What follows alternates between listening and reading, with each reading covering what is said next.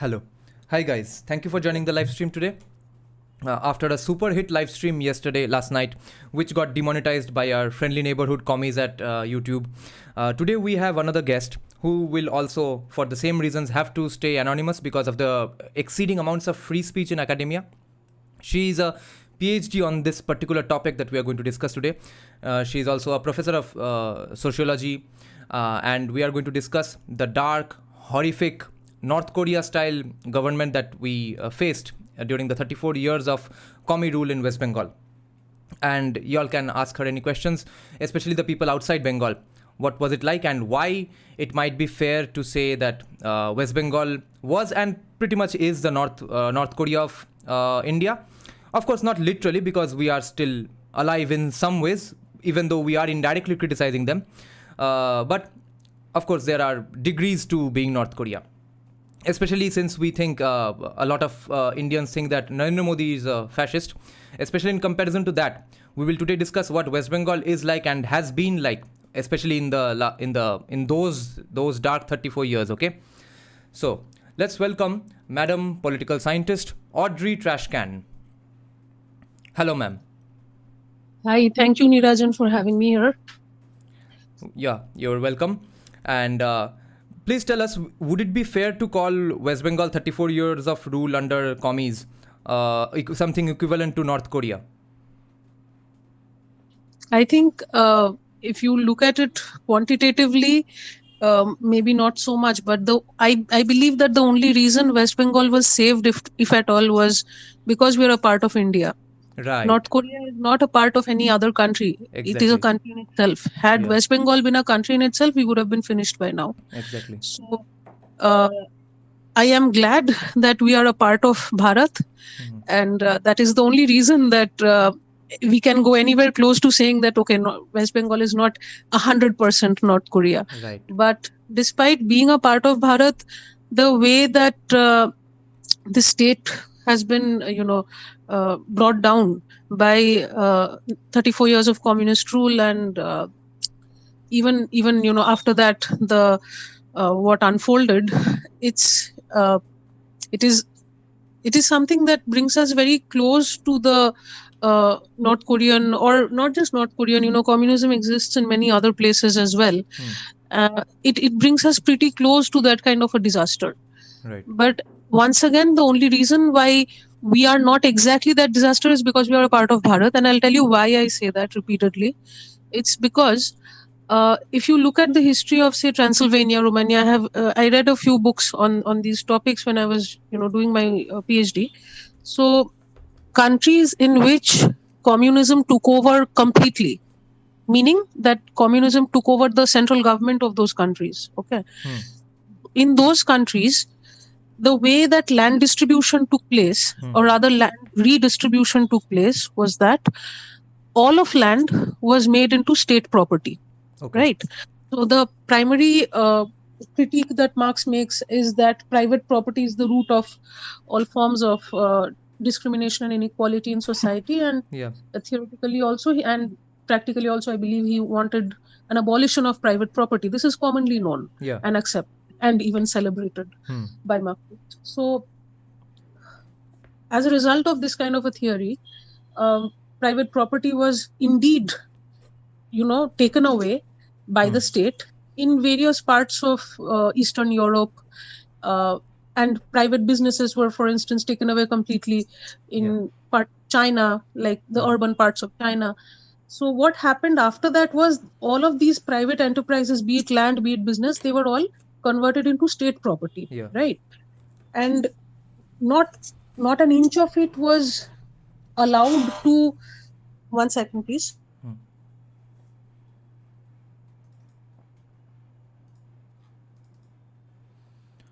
हाय Sai Tandle, thumbnail तो बढ़िया है, क्या है इसमें problem? Kshatriya fight, long time no see. No, I'm coming live almost every day. Viraj is saying communism is based. Yes, yes, communism is very based. Shreya Shukla, thank you for joining the book club. Yes, ma'am, continue. So the thing is, in all of these cases, the land that was taken away was completely taken away by the state. Okay. not like it was given back to the poor, people taking from the rich, giving to the poor. That sort of a thing did not really happen. Yeah. It was like taking from everybody and giving to one guy. Yeah. One guy meaning one party, Yeah. basically. Okay. So instead, what happened in West Bengal was, and initially this may sound like a good thing, but eventually, even in West Bengal, the policy failed. What happened in West Bengal was land redistribution in the form of taking from the landed classes Yeah. a certain amount beyond the land ceiling. So, you know, the Communist Party here set the land ceiling at, I think, 12 acres for non-fertile and 17 acres for fertile land, something like that. I may be Okay. not accurate with the exact measures, but Okay. whatever was beyond this land ceiling, if you owned land beyond 12 or 17 acres, then it was taken away from you, and ideally it was redistributed among the landless people in West Bengal. But I see a stark difference between what happened here and what happened in Eastern Europe. Okay. And why does that difference exist? Because here the Communist Party was not a superpower. Yeah. Because we were limited to one state, Yeah. and they couldn't legitimately just take land away and keep it with the state. If they were in the central government, heaven forbid, and I don't think it will ever happen anymore. The threat is, I hope, neutralized. But had they really been in the central government, they could have imposed a similar policy. They could have just taken everybody's land away and just made it all into state property. And mind you, making it state property does not make it common property. Okay, it's not like just because it's state property, anyone and everyone can go access it. It's not like that. Right. It does not mean a public vehicle or public park. Yeah, it's not a public park. Yeah. Okay. So in these small ways, I believe that being a part of Bharat, the nation, saved us. Yeah. But nonetheless, you know, this again, I'll go back to why nonetheless we were not saved completely, because this land redistribution that happened in the communist era in West Bengal, yes, it gave land to the landless. Okay. Right. But the amount of land that was redistributed, number one, the amount of land that was taken over, redistributed, wasn't all that much. Okay. It's not like as if across the state, the entire land was actually, you know, taken, redistributed. Secondly, the way in which this was conducted is the party followers or the party supporters got the benefits. Yeah. Okay. And it just so happens that at that time, the poorer people had no choice but to join the CPM. True. Okay. So naturally, the ones who did, they got the benefits.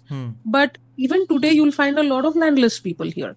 So if the CPM had really redistributed all of the land in West Bengal to the tillers or to the poorer farmers, a single landless person would have existed today in the state. So it's not like as if this really happened in a very honest, transparent way. Yeah. And thirdly, you know, this was also a way to punish to attack the landowners who were not a part of the Communist Party. Yeah. So there were mostly landowners who were not associated, who were not supporters of the party, and traditionally, because the Congress Party had been the ruling party here before, so they used to support Congress, and this was a way to attack the opposition, basically. Yeah. And this way to attack the elites in the opposition, because the landed classes were the elites. Yeah. And once you attack them, once you get rid of them, get rid of their power over the land, you basically make them powerless, and you can rule unhindered. Yeah. Okay. So that increased the party power and reduced any scope for opposition against the party, be it social, be it political. Yeah. And so basically, from being a social justice kind of a thing in theory, what happened in practice was basically a political, tug of war. Yeah. This form of land redistribution. And so, lastly, the amount of land given to each individual family or farmer, the amount of land redistributed was very small. Okay. Because if you take a large piece of land from a large landowner and give it to poorer farmers, you are not giving it to one poor farmer, right? You have to distribute it to as many poor farmers as there are in the area. It's going to be a pointless sized farming land. It will end up being a pointless size. If you go to rural West Bengal, even today, you'll find that the plots are very small. Right. Okay. And Whereas if you go to states like Haryana Yeah. or Uttar Pradesh, you'll find that the plots of land are not as small as West Bengal. I mean, West Bengal, you look at any plot of rural agricultural land, you'll find so many smaller divisions within it. That's Yeah. not the case in northern India. Hmm. And this actually deterred the coming of the Green Revolution in West Bengal, I which is see. I why see. the Green Revolution happened very early on in Haryana and Punjab, but I it see. happened very late in West Bengal. In I Haryana see. and Punjab, it happened in the mid 60s. In Okay. West Bengal, it happened in the 80s. Okay. So, even if you're a critic of the Green Revolution and you say that, Green Revolution brought about all this kind of large scale enterprises, whatnot, even if you want to criticize it, fact is, it's not like West Bengal was able to avoid the Green Revolution. It's not like West Bengal did not need the Green Revolution. West Bengal did Right. need it. Of course. Okay, no matter how much you criticize it. Yeah. But we were delayed by 20 years, 15, 20 years. What's the point? Like everything else. Ultimately, we're just going to lag behind. Yeah. Yeah. We have one frequent regular viewer here. He's asking a question which I think we'll take right now only. It's very relevant here. He's asking, what was the CPIM relationships with Bangladeshis like? Were they like Punjabis? Did they harbor desires to become one Bangladesh? And this is in association with another question I was about to ask also, that were the things you are mentioning exemplified by the fact that there's so much illegal immigration as well? So there's even more numbers of people who are landless. Yeah. That aspect is, of course, there. And regarding the first question, which is how was the relationship with Bangladeshis? Yeah. A lot of the CPIM elite were actually upper caste Bangladeshis, no? The ones who East Bengal, people from East Bengal. Yeah. So relationship as in they were from East Bengal. Yeah. So, and of course there was a tie with their their native land or their home, whatever you want to call it, their villages or whatever. Yeah. But that is, of course, the personal aspect of it. If you want to look at the larger political aspect of their relationship with Bangladesh, there is, of course, the accusation against CPIM that they allowed a lot of illegal immigration and infiltration to happen during their era. But it was kept under the wraps and it was regulated to some extent. And, CPIM is an expert at putting up beautiful facade in the front. So not just CPIM, most of the left has been successful in putting up this very colorful rainbow facade in the front across the world. So yes, so no matter how much Bangladeshi infiltration they allowed, it wasn't really starkly exposed the way it is now. Okay. So, and also I think the whole issue of Rohingya immigration also happened over time, a little later. So, it wasn't as starkly visible then. Yeah. Also, there was a lack of diversification of media, unlike what we have today. Yeah. So there were fewer incidents reported from local areas. You had to depend on mainstream media, and mainstream media will usually focus on bigger issues, not on very localized issues. I'm not saying local means small. I'm saying local means you have to focus more deeply, and mainstream media will not always do that. Whereas now you have social media channels on YouTube which are run by journalists, but journalists who are willing to go the extra mile and go to the go in depth into the local issues. Yeah, and we have Facebook lives and stuff getting us news from every corner of the country. So even if the journalist cannot reach there, somebody, the local people themselves can project the news to us. Yeah. In which era was CPIM starting to become sympathetic to illegal Bangladeshi immigration, since they did the genocide of Morijjapi? Then what was their problem with the Morijjapi people, and why were they not? Why did they have a sympathy for the later immigrations then? Okay, so regarding Morijjapi, we need to remember the history of the incident. Okay, so when the Morijjapi, the people who were coming from East Bengal, who were ultimately killed in Morijjapi, we have to remember, number one, they were all lower caste people. Okay, they were all Dalits. They were mainly, and not just lower caste, they were mainly dependent on agriculture for their livelihood. Okay. So they are not these sort of educated bureaucrats who will come to a new place and get jobs, right? Their main profession was farming, and that is what they knew. So this is the first thing we have to remember. Secondly, when the people from East Bengal, the lower caste people from East Bengal were coming in here, at that time, West Bengal had the Congress government in power. Okay. CPI was in opposition at that time. And you have to remember that Congress had to handle a lot of this refugee crisis right from its inception. Congress in West Bengal, I mean. Not the Central Nehru Congress. I'm not talking about that.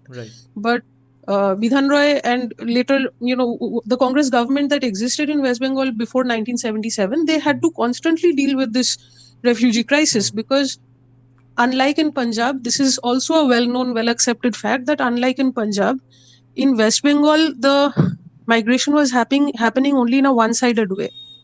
Where you have people coming in from Bangladesh, but you don't have people in exchange going from West Bengal to Bangladesh, right? Whereas, so of course, that increases the burden tenfold on West Bengal. And the Congress government had to handle that. And at that time, the Congress government had to handle this huge influx of lower caste refugees who are completely agrarian, who cannot simply be adjusted into an urban environment, who cannot simply be, infused into the urban economy. Because they don't have any skills to survive in the urban areas. They don't have the skills to survive in that economy. So the solution that was thought of at that time was that they would be transported to Dandakaranya. Okay. This is the same place that we recently watched that movie about, Bastar. So, so Bastar is also based on that area, Dandakaranya. It's in Madhya Pradesh. So, because of the lack of, absorption power of the economy here, as well as the lack of land here. Okay. So that's why they were sent to Dandakaranya. Now the also problem lack of is industries also, because it was pretty deindustrialized by then already. Yes, there was not enough capacity to absorb them economically at the time, through industry, land, agriculture. So that's why they were sent to Dandakaranya. So what happened after that was when they were being sent, that time CPIM was in opposition, and being in opposition, it was in a place to make grand claims and grand demands, because they don't have to fulfill those demands, right? So they said that no, you are people from Bengali, you're Bengali by ethnicity, you will not go to Madhya Pradesh because that's going to be a completely different culture for you. So you have to stay in West Bengal. This is what they promised to the refugees. Okay. And so they said that you should settle here, you should settle in West Bengal. There is land in the Sundarbans. Okay. And you should settle in there. You should settle in the land in the Sundarbans. So, but this is when CPIM was in opposition. So they, of course, didn't have the authority to, put them in the Sundarbans. Now, eventually the CPIM came to power in 77. And as you can imagine, the people who had been promised land in the Sundarbans so vehemently by the CPIM when they were in opposition, naturally these people imagined that when the CPM would come to power, they would enable that, right? They would allow that to happen. But that didn't happen. When the CPM came to power, they probably realized the difficulty of settling so many people in the Sundarbans or whatever, or they didn't want to go through with it, so they refused to do it. So imagine giving hope to, so according to the rough estimate that I have come across in my studies, it was around 20,000 people. Of course, this is just the, the official estimate. There may have been many more. So say around 20,000 people, you give them the hope that you will find land among your own linguistic community and they hear. So obviously they will imagine you will give it to them. Of course. So they started moving back here. When the CPM came to power, these refugees, they started moving back to West Bengal. And then there was this clash that, we can't let you come back. And the refugees were like, we were promised this land in the Sundarbans. So they went ahead and they settled in the Sundarbans, in Marijhapi and the adjoining places. And because they defied the government. Hmm. Initially, the way the government tried to attack them was by stopping all supply of water and food to the Yeah. place. And even then, these are people who did not even demand food and water from the government anymore. Hmm. When they saw that the government is unwilling to supply them food and water, they simply started, they tried to make do with whatever they could do there, then and there. Yeah. So they started maybe, a few descriptions that I've come across is that the small trades that they started was with flowers and leaves. Okay. Okay. So they would sell these flowers. As you know, in Hindu pujas, we need leaves and flowers. So they Yeah. would just leaves and flowers and they would sell them. Hmm. They would sometimes sell the wood. So these are the ways in which they tried to make a living from the place. And of course, they had to also farm the land, or try to survive there the best they could. Yeah. But remember, the government had stopped water already to that place, so Okay. they had to handle that crisis as well. So when the government noticed that they're not responding to this attack of stopping food and water, that is when the violence started. I mean, of course, stopping food and water is also violence, but I'm talking about the bloodshed. Yeah. So that started then. Yeah. And you'll find a very detailed description of this in Ross Malik's article. So refugee resettlement, I think that's how the article. We discussed that paper from our live streams. Yeah.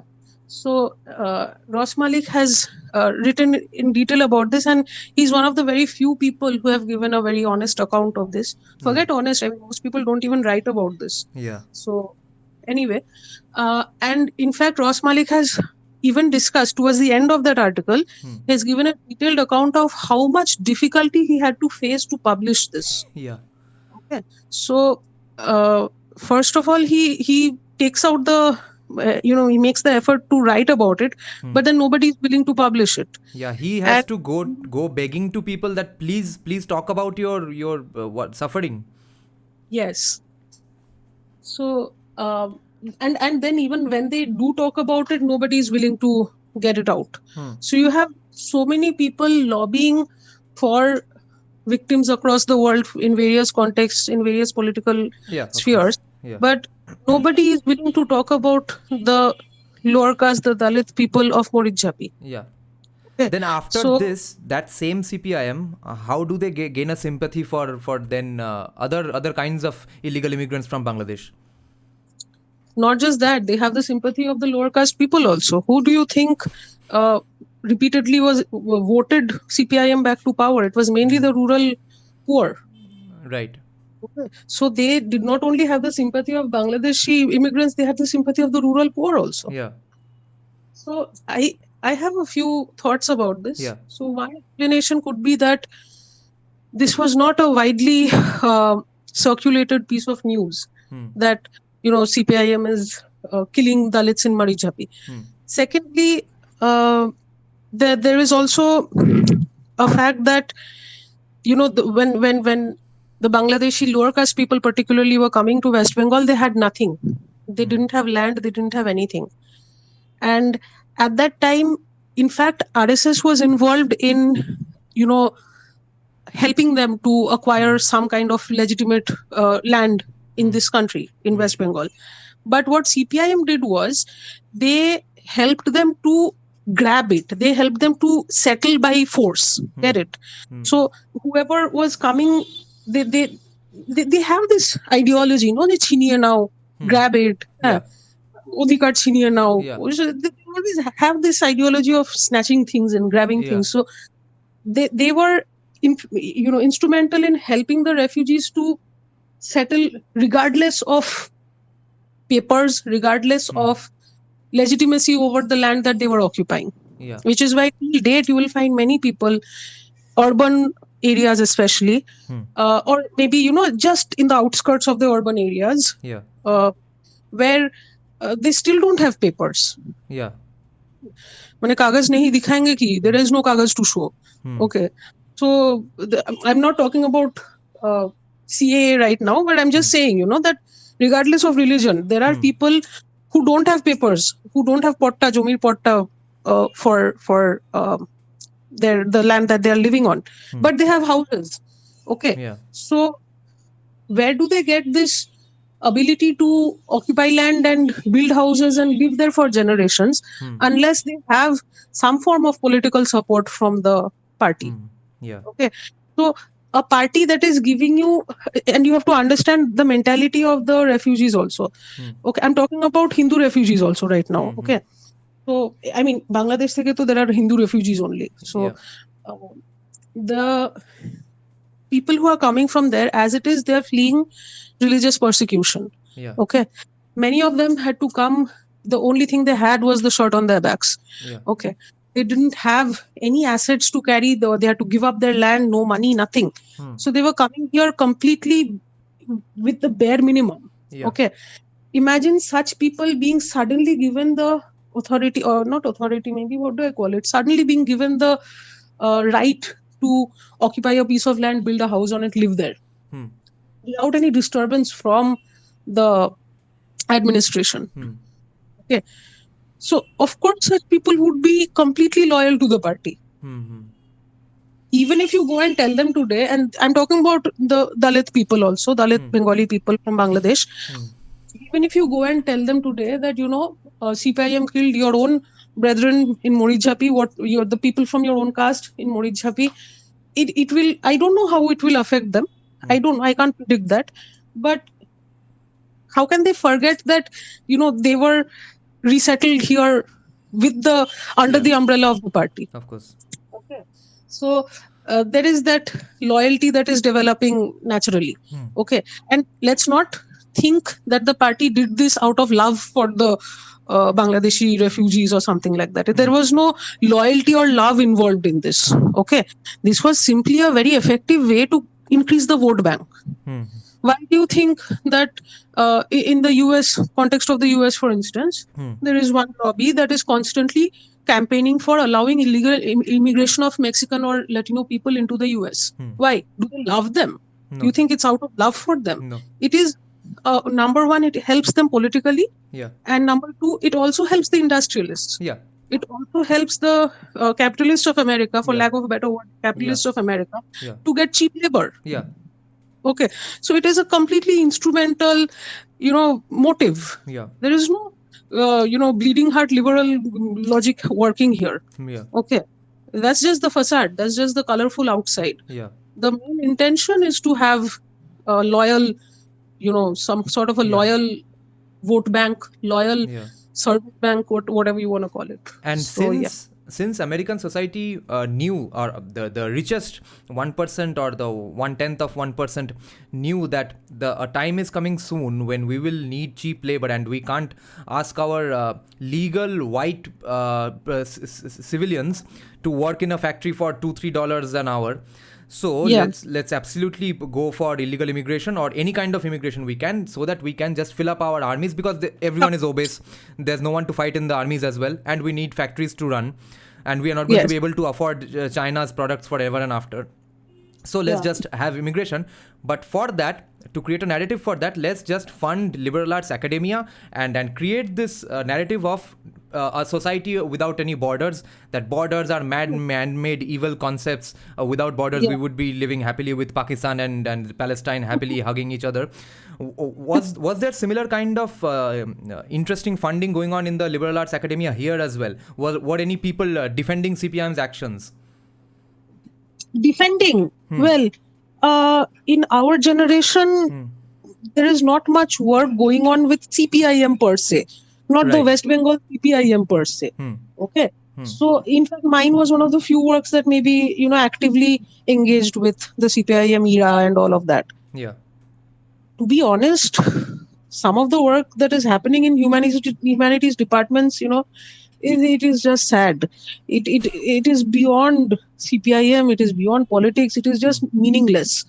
Okay, so I don't even see the point of such work. But I'll tell you about the more politically charged works that I have come across. Most of them discuss migration a lot. Okay. So, and by migration, they're mostly looking at migration of labor. Okay.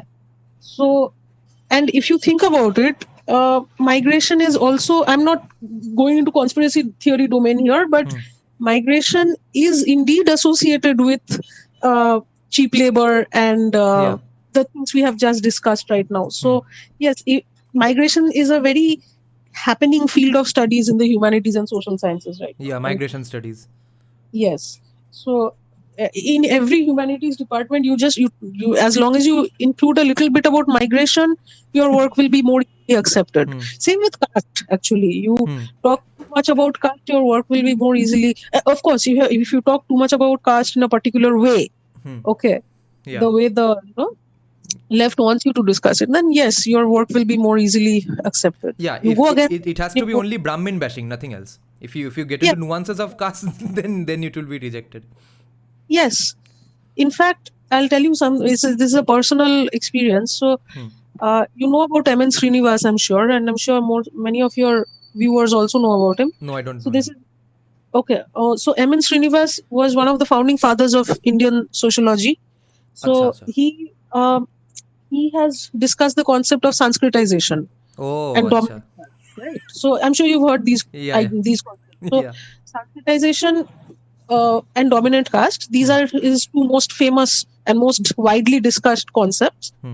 Now, Srinivas has done extensive ethnographic work in southern parts of India, in the Coorg region and whatever. So he has done a lot of wonderful. You cannot even imagine the depth to which he has gone Okay. in his anthropological sociological work. But interestingly, I was not taught Srinivas in my college years. Okay. My college was autonomous under Calcutta University. So it's Acha. not exactly the Calcutta University syllabus, but Okay. it is affiliated to CU. It Okay. was. And now the point is, Srinivas was not taught in very great detail, at least not Okay. original Srinivas. Okay. Okay. We were only taught that, okay, he came up with this concept called Sanskritization, he came up with this concept called dominant caste, very little about each of the concepts, Yeah. but not in great detail. Okay. Next, I go for MA. Even in MA, we were not taught in great detail. Okay. Okay. In fact, MA to Srinivas, forget it. We didn't even have a discussion on Srinivas. I Okay. see. Went for PhD. Even in PhD, we were taught things I cannot even mention. We were taught, but we were not taught Srinivas. Okay. Okay. So the point is, I did not know Srinivas in depth till after I started working, till after I started teaching. Okay. I see. And throughout my BA, MA, PhD, one consistent comment that I kept hearing from all my teachers is that Srinivas only studied Brahmins. Srinivas only studied Brahmins. Srinivas only lived with Brahmins. Okay. This was the consistent criticism that they made of Srinivas. So you have to understand how Srinivas was taught, if at all. He was taught as it is bare minimum. And secondly, whenever you're teaching Srinivas, you give one more extra comment, just Srinivas only lived with Brahmins. Srinivas only studied Brahmins. You just say this to the students. Okay. So imagine a student who is hearing this constantly, going through MA, BA, PhD, whatever. And obviously, such a student will not be intrigued to take up an original work of Srinivas and actually go through it. Yeah. Okay. So incidentally, I don't know, by the grace of all our gods, I did decide, let me just go through Srinivas, and that too because I had to teach caste to my students. Okay. So I thought, and Srinivas was just mentioned in the reading list. It wasn't even compulsory, but I thought, okay, let me just go through it because I have to teach these topics. And while going through it, I actually studied the, ethnographic works of Srinivas as well as the conceptual works of Srinivas, and nowhere has he focused only on Brahmins. This is a complete lie. I see. He may have lived with them. So what? Is it a crime to live with anybody? I don't even know whether he even lived with them. I don't know even whether that's a piece of truth or not. But nowhere has Srinivas focused only on Brahmins. Okay. Secondly, I understood why this left cabal does not like Srinivas. Because Srinivas has very perfectly exposed the fact that caste is simply a form of status groups. Caste is simply a form of division of labor. Okay. Okay. And caste does not depend simply on ritual hierarchy.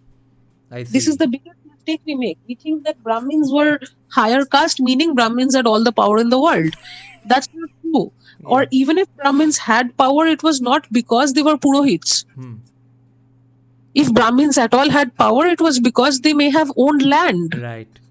Nothing to do with ritual caste. Yeah.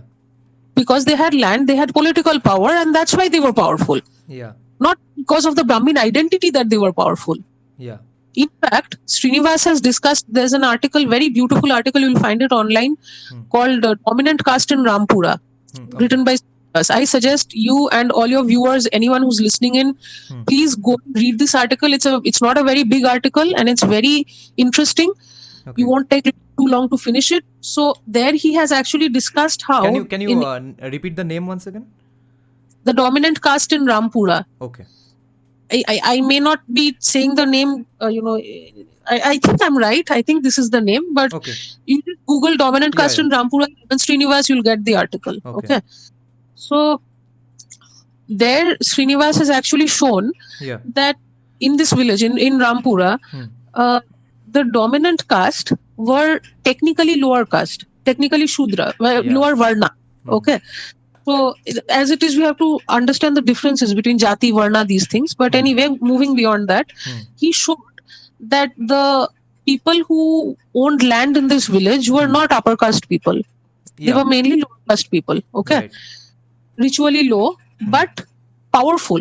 Yeah. Politically powerful, economically powerful, and numerically high. Yeah. Okay. Of course. So naturally, they had an enormous amount of political power and economic power in their regions, in their native regions. Yeah. This is a place where Brahmins were not just fewer in number, but Brahmins did not own much land. Yeah. Brahmins were very poor. Yeah. Okay. And the Dalit population in this place, okay, notice he makes a distinction between the lower caste landowning population and the Dalit population. There is a difference between them. Yeah. Okay. So there is a Dalit population in this place who are also lower caste, but they are not landowners. Okay. Right. And they are mostly possibly associated with the polluting jobs, such as, cleaning of the toilets or perhaps burning the dead, things like that. Yeah. So these lower caste populations were as oppressed as the Brahmins were in this area. And by oppressed, I'm not saying, that they go and beat them up every day. That's not what I'm saying. But they were marginalized. Economically, they were marginalized. They were both poor. The Brahmins and the Dalits were both poor. Yeah. Okay. They were both marginalized. They were both, to some extent, of course, they had to obey the landowners. Yeah. So yes, to that extent, it's not, they were, if you want to call that oppressed, yes, they were oppressed. But point is, both Brahmins and Dalits were oppressed. Yeah. Okay. And being oppressed by whom? Basically the landed caste, the dominant caste, who are also lower caste, ritually low. Okay.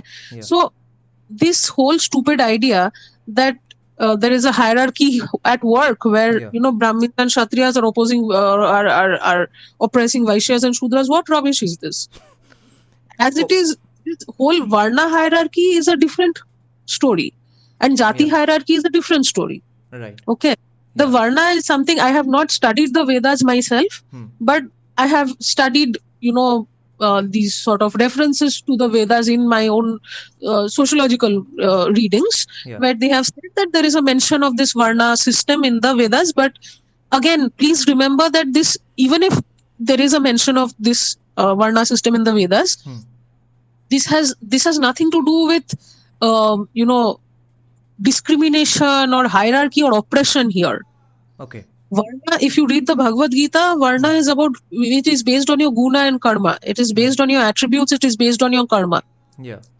And please mind you, karma is more than just work. Okay. Well, trads argue it's based on your karma from your past birth. So that's a long, different argument. So, okay. So first of all, let's agree that, the whole Varna argument is a very philosophical thing. It is associated with an abstract idea. Okay. Next, Jati is the more concrete thing that we see in day-to-day life. Yeah. Okay. And what is Jati? Profession. Jati is basically, lineage and division of labor. Yeah. Basically occupation and division and lineage. Yeah. Okay. So, to to that extent, what was I saying? I was saying something else before I got into this whole Varna Jati difference. Anyway, so yeah, so this idea that upper castes are oppressing lower castes Yeah. is not a very historically accurate idea. Yeah. Okay, but it is of course helpful when you want to demonize India. Yeah, we were And discussing the kinds of papers that are written and Srinivasan. yes, so Srinivas has actually discussed this, that there were landowning, technically lower caste population who were powerful and who were able to oppress both Dalits and Brahmins, and therefore, in fact, in this place, Dalits and Brahmins formed a very curious bond with each other. Okay. So I cannot comment on whether they married or not, but fact is that they became very close because they both went through the same kind of problems and issues. Yeah. Okay, we will discuss the rest of Jati Varna in the other discussion we are planning a few days later. It's going to be a panel where you are also invited. So for now, I need to answer some people here. Okay, M. Shastri, the name of the article is Dominant Caste in Rampura, okay? And no, I can't see your link because links are not visible here. And M. Shastri was also asking you, ma'am, that what were they teaching you? Because you said that you can't even mention what they were teaching you during your PhD. So he is now going a step further and asking, what were you being taught in PhD? What were the kind of topics? No, I mean, nothing that controversial, but okay. You can Google this. There is an author named Humaira Iqtidar. Okay. And he's written a book called Secularizing Islamists. Acha. Do I need to say anything more, or I think समझदारों के लिए इशारा काफी होता है? Yeah, fair enough. And now, before we get back to CPIM's rule, I have one more curiosity that I've been wondering about for many months now. That since as you know that I have been a proponent of defunding sociology, then I have changed my stance somewhat now. But of course, many of our viewers are also fans of the decoloniality idea. Therefore, they are on the all the scholars of decoloniality who say that there needs to be more Indian voices and stuff in sociology, which the department lacks. What I don't know this at all. So what do you think are the contributions of Indian sociologists like R.K. Radhakamal Mukherjee and Ghure, etc.? Yeah, so they were some, like Srinivas, they too were some of the founding fathers of sociological thought in India, and their contribution is enormous. Even Binoy Sarkar. So Binoy Sarkar. Oh, Binoy. Yeah. Sarkar. Okay, so I'll tell you a little bit about what I know from, because I have also not read them in original yet. Okay, I've been busy with other things, so I need to actually read them in original. But whatever little bit I have come to know about them. So M.N. Srinivas, I've already given you a small idea what the kind of work he's done. Oh, one small addition. M.N. Srinivas has also therefore shown that caste-based domination is not necessarily associated with ritual hierarchy of caste.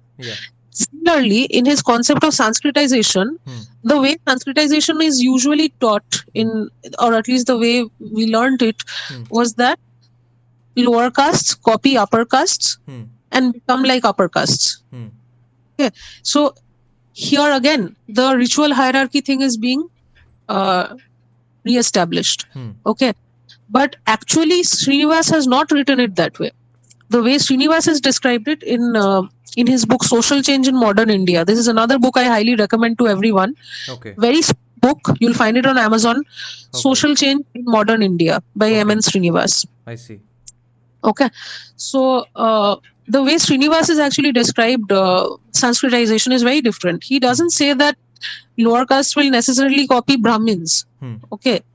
Upper caste meaning the highest caste technically is Brahmin caste. So it's not like lower caste will only copy Brahmins. Sanskritization happens based on a particular reference group. Okay.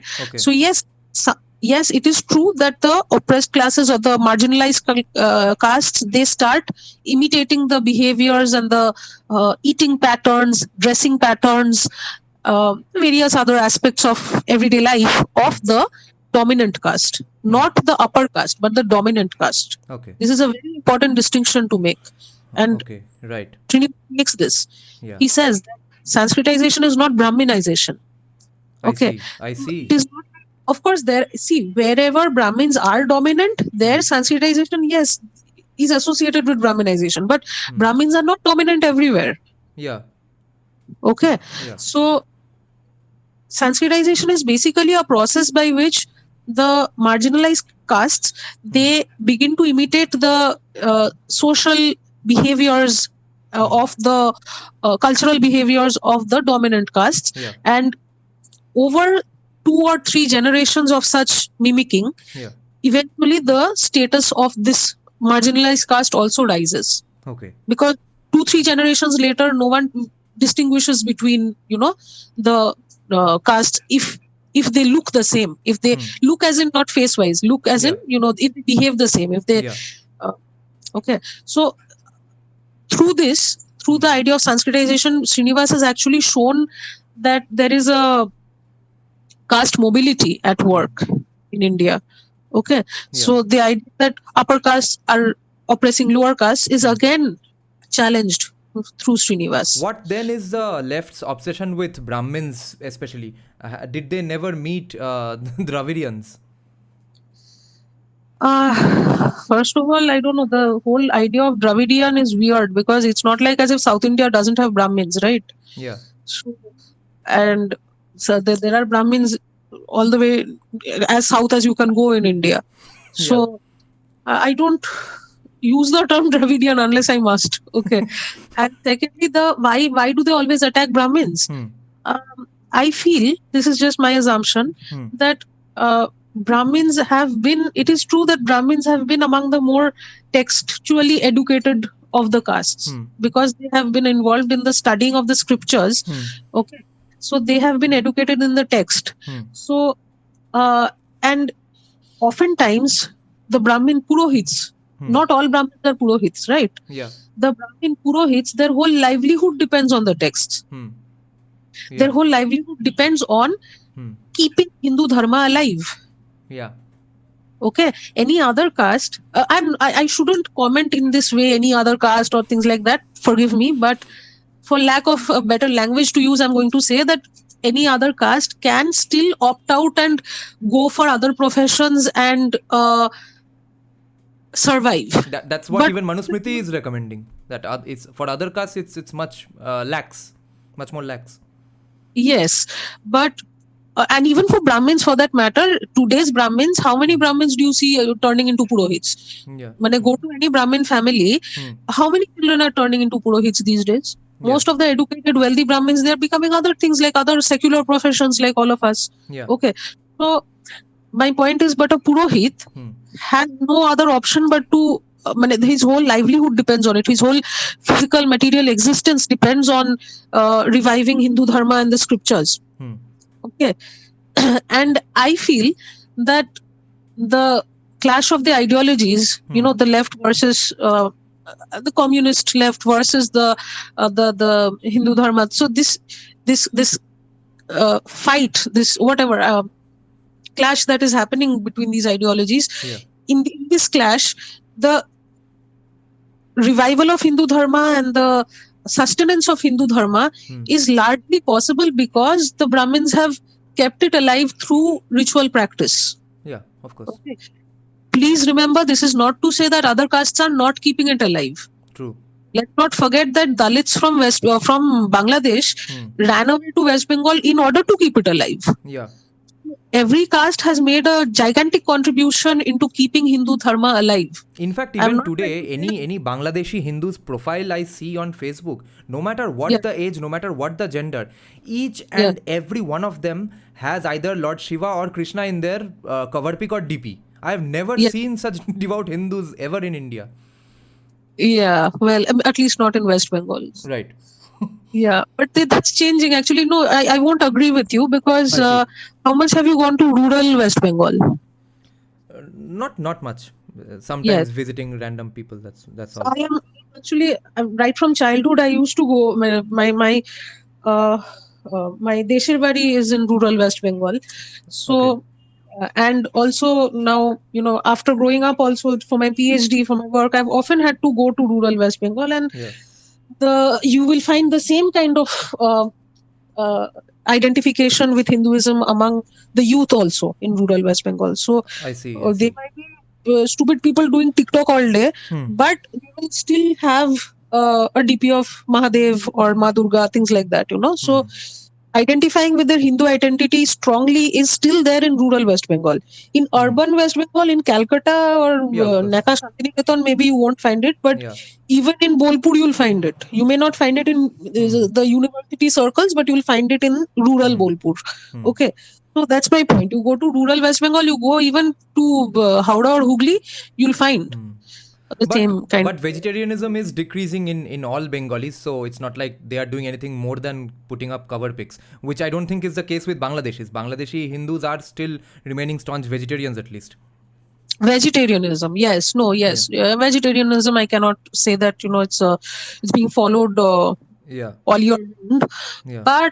But during the specific rituals, say like during Durga Puja, during Durga Puja, urban Bengalis, what will they do? Pujo mane pet pujo, right? First thing they do, go to a restaurant, post a stupid DP, and every animal, bird they can find, a piece of every animal, that entire zoo.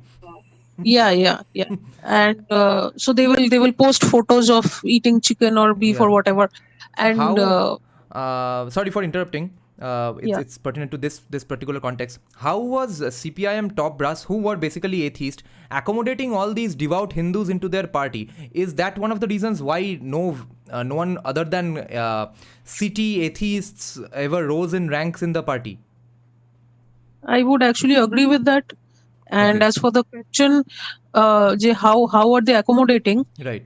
See, about the lower castes being accommodated, I already told you that they gave them land and they gave them the right to occupy it. Not lower caste, I mean refugees. Yeah, but that's just as supporters, but as party members as well, local leaders, how are they accommodating that and coming to terms with that?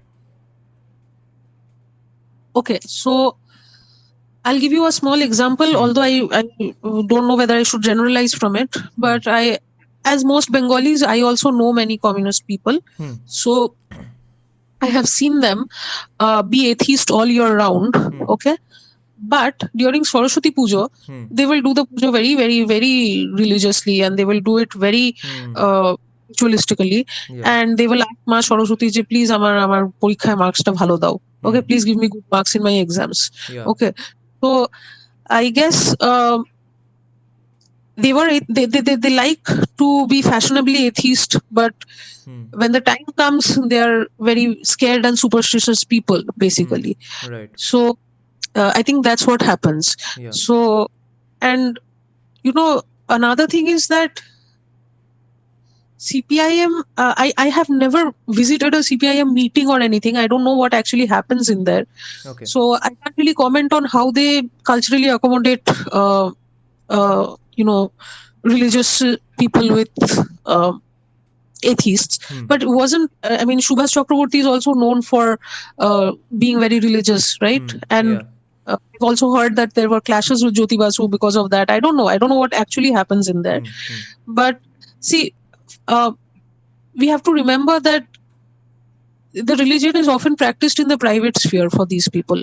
So whatever they show on the outside, maybe for superstitious reasons, they might be religious on the inside, but they don't show it. Maybe I don't know how they adjust the two differences.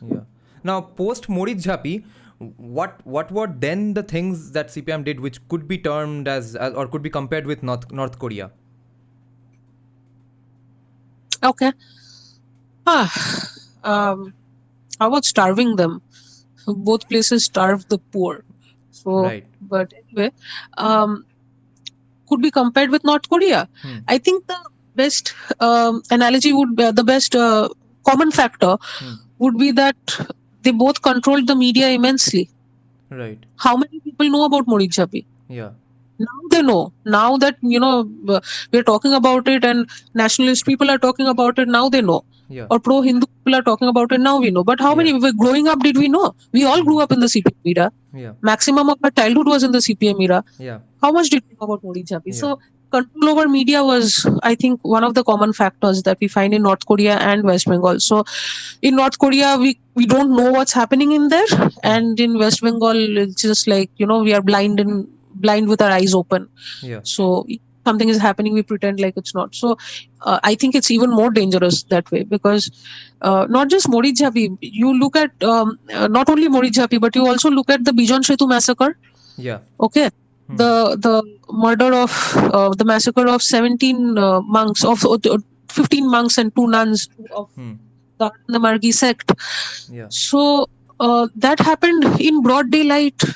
It happened in the middle of Calcutta. Yeah. At 11 o'clock at Bijon Setu, and it happened in plain sight, right? And there wasn't, how many people discuss it? Growing up in the city media, how many times did we hear about this? The counter was that they were child abductors. They were suspected of being child abductors, and that's why they got burnt up alive. Okay, I have 2 points to say to that. Yeah. Number one, that allegation remains unproven till date. No one has been able to prove that they were child abductors. Yeah. They used to run orphanages and children's primary schools and things like that. They used to educate children in the Hindu way, and that was the real problem. Let's face it. They weren't child abductors at all. Yeah. Number two, if someone is a child abductor, do you drag him out of a taxi, behead him and burn him, or burn him alive? Is that the way to deal with? I mean, Ajmal Kasab wasn't burnt alive. Yeah. Okay, he's literally a terrorist. But you drag someone out of a taxi and burn him alive without even proving your allegations. Yeah. Okay. And most importantly, they were not child abductors. It is unproven. It is a false allegation. Yeah. It was an excuse. And please remember that it was not just Bijon Setu. Before Bijon Setu, they were attacked in their ashram also. I think in Purulia. They are probably in Purulia. I see. Before they were massacred at Bijon Setu, they were attacked in an ashram in Purulia. I see. Another thing, let me tell you, I'll send you a video link. It's on YouTube actually, and we should all watch it. So there is also evidence of certain CPIM leaders spreading heavy propaganda against the Anandamargi sect for just a few days before the massacre. I don't recall the exact date when the massacre happened. I know it happened in 1982, but I don't remember the exact date. But just a few days, like maybe 15 days before the massacre, even in Gonoshokti, they published articles against the Anandamargis. I see. Okay. So what explains the fact that that these CPIM leaders or whatever soldiers, they spread so much negative propaganda against these people, false negative propaganda against these people for that period of time so intensely, just before the massacre.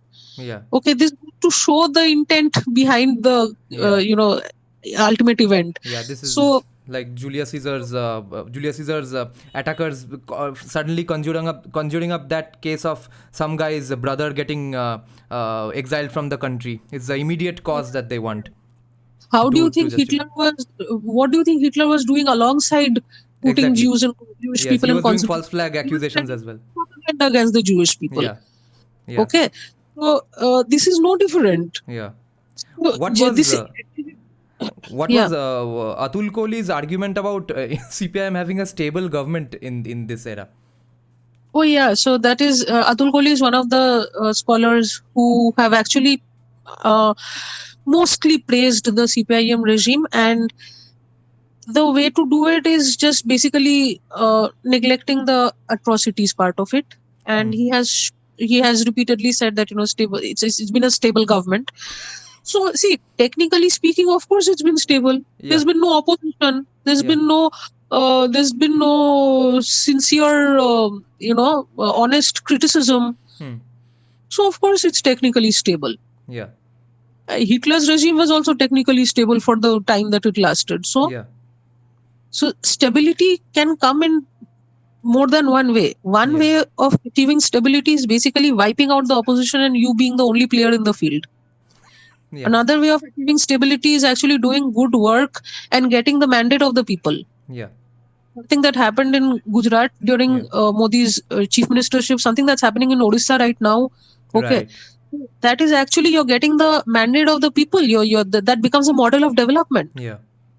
Right. Yeah. And that is one kind of stability. Yeah. Where you're not just, outright literally killing people and achieving stability. So this is not the same as that. Yeah. Okay, so yes, but Atul Kohli does say that there is stability, and he basically gives a very rosy picture of the what do you call it, the reforms of the CPIM era. What The reforms? agrarian- The patta? one was the Border? land redistribution thing that I mentioned before, Right, right.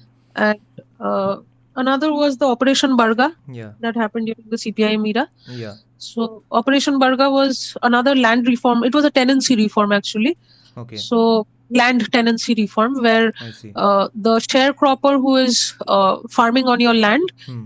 has permanent tenancy over it. Bah. So you cannot evict him, and you're obligated to give him 75% of your produce, your produce, as the land's produce, Hmm. and the land will be hereditarily passed on to the sharecropper's children as a form of tenancy. Oh, nice Now, caste system. This is birth-based jati. yes. Not just that, okay, on the outside, it looks like a very nice thing you're doing for poor sharecroppers. It Yeah. looks like, okay, giving them permanent tenancy or preventing eviction. So, how Yeah. nice. But I'll tell you the problems in this, which are, very well hidden in plain sight again. That is, when the sharecroppers were entitled to 75% of the produce, there was no law that compelled the landowner to invest in the land anymore. Get it? Exactly. So previously before this, the arrangement was informal. The arrangement was sometimes 50-50. Okay, the landowner will get 50% of the produce, sharecropper will get 50% of the produce, whatever. But the arrangement was such that the landowner also had to invest in the land, invest crop seeds or fertilizer, whatever. Yeah. So farming as a process to the landowner also had to invest in the land. But after Operation Barga, what happened is the landowner was not obligated to invest anymore. He's not getting the produce anymore. He's just getting 25%. Yeah. Why will he invest anymore? Yeah. Now, CPIM did not even make it obligatory for him to invest anymore. Right. Even if they did make it obligatory for him, they would just sell the land and leave. It was not going to work anyway. Yes. And that's what happens every time any commie policy is brought on. Like rent control laws don't incentivize the building owner to invest in their or renovate their building anymore, because he's not going to be able to pay for it anyway. No one's going to come and Operation Burger took it one step further, because the landowner couldn't even sell his land. Technically, it's a permanent tenancy, he can't sell it. Oh my God. Okay, so you're stuck forever. Your sharecropper is stuck forever sharecropping. You are stuck forever with that land that you're getting nothing out of. Okay. No wonder there has not been any caste mobility in Bengal. Yes. And they codified Jati Varna even harder than the British. Yes. But the worst part is they actually did it in practice. Yeah. The British did it theoretically, which is bad, but they did it in practice. So, Yeah. And go on. This Operation Barga, what it did was, because they were not obligated to invest anymore. This is very interesting. Around the 80s, agricultural production in West Bengal increased drastically. Okay. But number one, a lot of scholars say that this is because of that delayed Green Revolution. Remember, I told you towards the beginning that West Bengal, it came 15 years later. So number one reason that is given is, it's not because of CPIM's Operation Barga or land policy, but because of delayed Green Revolution. And number two, one thing that is noticed is, despite the increase in agricultural production, there was no decrease in rural poverty. I see. Why? Because this sharecropper is not able to reap the profits of the investment that he's making, because he's already a poor guy and he's already having to invest so much in the land, because the landowner is not going to invest anymore. Great. So despite having a high agricultural production in the 80s, there was no high rural income per se, or rather high income of the sharecroppers. Because whatever you're earning, you're having to reinvest it, and you're not accumulating enough.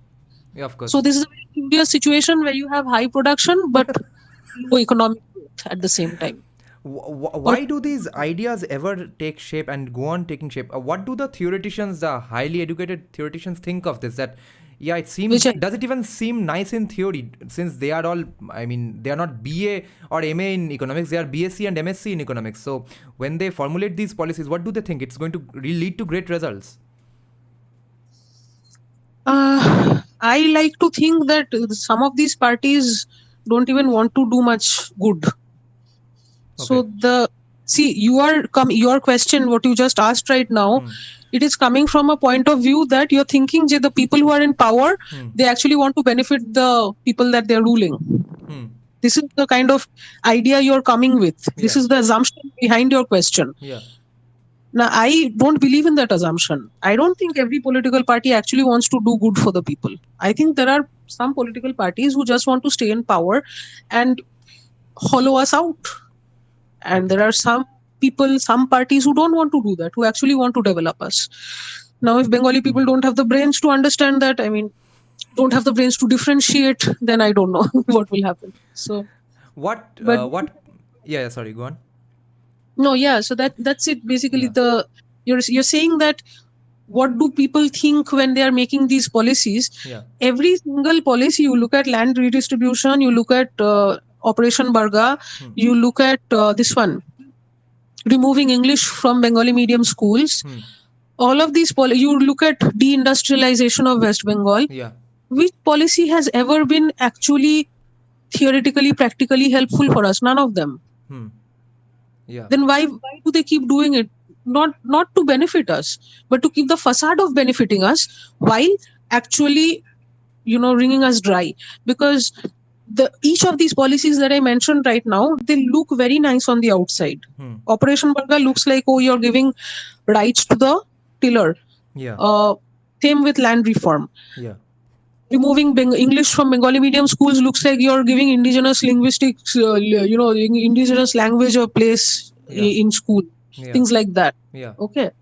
So deindustrialization, oh well, that looks like you're giving rights to the worker. Yeah. Okay. So all of them look very, very positive momentarily on the outside. Yeah. Okay. But inside the intention is all wrong. Yeah. All of them, the main result, the main outcome of all of these policies is to keep the powerful in power and to keep the powerless powerless. Yeah. To solidify the inequality. They seem to have just two main fears which they want to avoid, which their supporters also want to avoid, for which reason they go on voting for these people. One is market failure, that no matter what happens, no matter how screwed you are at the moment, if a capitalist comes into the scene, then you are going to be screwed even more. And the second is Hindu fascism. No matter how screwed you are, Hindu fascism is going to be even worse. Okay, my question is, capitalist, if a capitalist comes into the scene, that's what you're saying. If a capitalist comes to the scene, then it will get worse. Yeah, that's their fear, I think. So my counter question is, what was Jyoti Basu's son's profession? What was his profession? Was he a sociology professor? What was he? No, industrialist. Was he a great Marxist economist? What was he? He was a capitalist. Yeah. So the point is, these again, see the same old story. They will say a lot of fancy things, keep up a facade, but inside the opposite of that is happening. Yeah. So Jyoti Basu's son or any of their other sons, whatever, the trajectory is that they either become powerful businessmen here or they go abroad and set up a life for themselves there. Okay, this is the more or less the trajectory, or they whatever they are either comfortable abroad or they are powerful here. Okay, this is more or less the story of the children of these communist leaders. Yeah. Did CPM do any Panchayat reforms? Reforms. Okay, this is another interesting story actually. I see. When the Panchayati Raj system was first institutionalized by the Indian government, at that time CPIM actually opposed it. Okay. You will find more details in a book by Moitri Choudhury, I think her surname is. I'll just check. I'll if need be, I'll send you the details later. Okay. You can maybe publish it in your pinned comments or something. Yeah. So in that book, I think the name of the book is Panchayati Raj in West Bengal or something. Okay. So In that book, she's clearly shown that CPIM initially opposed Panchayati Raj. And see. listen to the logic. The logic is Panchayati Raj is by the central government of West Bengal. Central government of India, whatever, Yeah. Indian government. Indian government is a bourgeois government. We Okay. are anti-bourgeois, so we are anti-Panchayati Raj. Oh, Okay. yeah. Guilty by So association. I don't even know where to begin with this stupidity. I mean, where to begin criticizing this stupidity? It's like, anyway, it's like I don't know. There is no analogy in my hand to compare with this kind of stupidity. Okay. Yeah. So anyway, so initially this was their stance, but Yeah. later on they realized that panchayat is a very good way of embedding themselves in the rural socio-political structure. I see. And then all of a sudden, their stance completely changed. Okay, total 180-degree turn, and they decided to heavily invest their political system in the Panchayati Raj in West Bengal. So they actually helped to institutionalize Panchayati Raj institutions all over West Bengal. Okay, now what is panchayat? What are panchayats supposed to do? They are supposed to locally develop the rural area, right? That is their main goal, not to fight in Lok Sabha elections or something, right? Their goals are purely decentralized and localized. Yeah. Okay. So in fact, so much so that I think I was listening to this Ajit Bharti video many months ago, where he was saying that in UP and part of other states of North India, in the panchayat elections, big parties don't even contest. Okay. So the parties that contest are unknown, small, tiny parties that make no difference in the larger political, in the Lok Sabha or the Vidhan Sabha elections of Indian states. Okay. So very small local parties contest in the panchayat elections. But in West Bengal, you'll never find that. In West Bengal, same CPM, Trinamool, BJP is contesting in the panchayat elections. Yeah. Okay. Yeah. So Right. the difference there.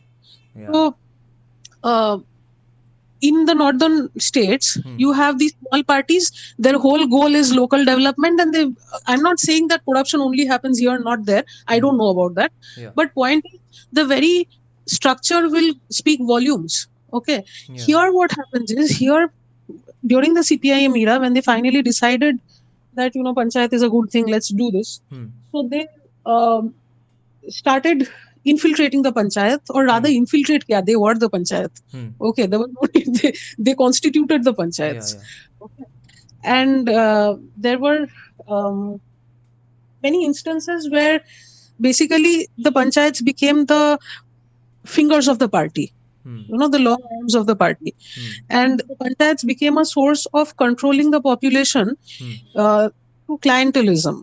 Clientelism is a process by which you basically you give deliver some sort of favors or welfare to the public, the local public electorate, and in return you ensure that they vote for you. Yeah. Okay. Yeah. So the way the panchayats in West Bengal did it was, they the things that they were giving to the public were anyway entitled to those things. Right. Rations or things like that. Okay. Things that public are anyway entitled to, the panchayat was controlling that. The panchayat would only give it to party supporters. Of course. Get it? Yeah. So whereas panchayats are supposed to be about local self-governance and decentralization, Right. the panchayat became about greater centralization of the party power. Yeah, it became just an arm of the state government. Arm of the state government. Yeah. And the party actually. Yeah. Government when it was basically just a outer shell. Yeah. The whole thing was being run by the party. So the whole purpose of the panchayats was diluted, reduced, and they were, reduced to just arms of the party. And as you know, the violence in the panchayats is extreme during the panchayat elections. Yeah. And this extreme violence that we are seeing in this era is not new. Yeah. This extreme violence existed in the CPIM era as well. Yeah. Extreme. Tremendous number of killings and violent killings. Yeah. Yeah. When the state was getting deindustrialized further, it started during Congress only.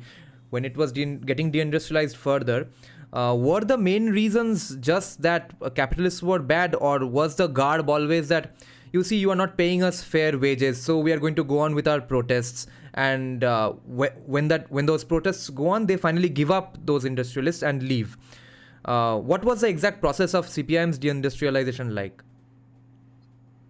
See, one thing is, one of the reasons for deindustrialization in West Bengal was also the Nehruvian policy of price equalization and things like that. So, price equalization basically ensured that West Bengal, which was a mineral-rich state, was not able to live up to its full potential because the incentive was lost. The incentive of trading was lost because the minerals were made available at a much lower cost, at a subsidized cost all over the country. So there was no incentive. PC Mohalanobish's idea? Whose idea? PC Mohalanobish. No, I'm not sure. I'll have to check about that. Okay. The point is, the deindustrialization that we are talking about, this was a problem affecting West Bengal, yes, towards the end of the Congress era as well. But we have to remember that even after independence, West Bengal was a highly industrialized state. Yeah. Okay, immediately after independence also. And during Chandra Rai's era also, it was a highly industrialized state. The people used to come here for jobs. Okay. Yeah. So the CPIM's method of deindustrializing had a lot to do with the factory lockouts. Okay.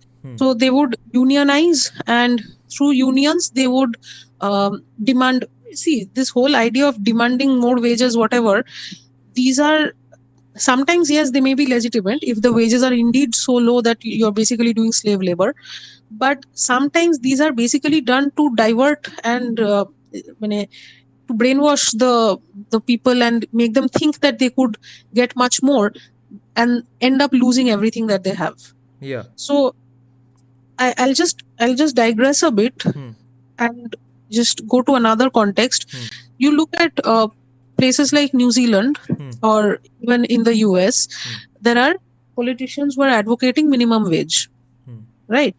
Yeah. Now, ultimately, what will happen if they advocate minimum wage and impose it? Ultimately, what will happen? Business will go to China. Yeah. Business will go to the other nations where minimum wage is not there. Or they will hire less people and make 2 people work the job for 4 people and pay the higher wage. Higher wage. Yeah. But the point is, this demand for minimum wage looks very nice because it looks like you're demanding a living wage and all of that. Yeah. But ultimately, whom does it really benefit? It benefits the big industrialists who can afford it and who will swallow up the competition of the smaller. Absolutely. And secondly, it helps the countries, the labor in the countries who are not, who don't have such labor laws. Okay. Yeah. And it helps the labor unions and the lawyers of the labor unions of those countries demanding the higher minimum wages. Yes. So even in West Bengal, when CPIM was unionizing and demanding things, I don't know what was going on in the minds of the workers. They probably thought that, we will get a better raise or whatever. But ultimately what happened was there is so much you can take. There is only so much you can take, and business cannot run if you keep on striking. And many factories were shut down. Okay. Yeah. And importantly, you go to North Howrah, for instance. Okay. I went to Belur Math recently, and I noticed that there were so many factories in North Howrah, and today there are just ghosts of those factories left. Yeah. And the entire banks of the Gangas, it's one closed down factory after another. Yes. So, and that broke my heart. That made me just, imagine what West Bengal used to be. Not even could have been, what it actually used to be. Right. And what it became. Yeah. And most of those factories are not even officially closed down, which is why there's still a dilapidated structure there. Because the laws of closing down your business is also that screwed up. Yeah. I don't know the details of that, but I did notice that they're not functional as they used to be once, right? Yeah.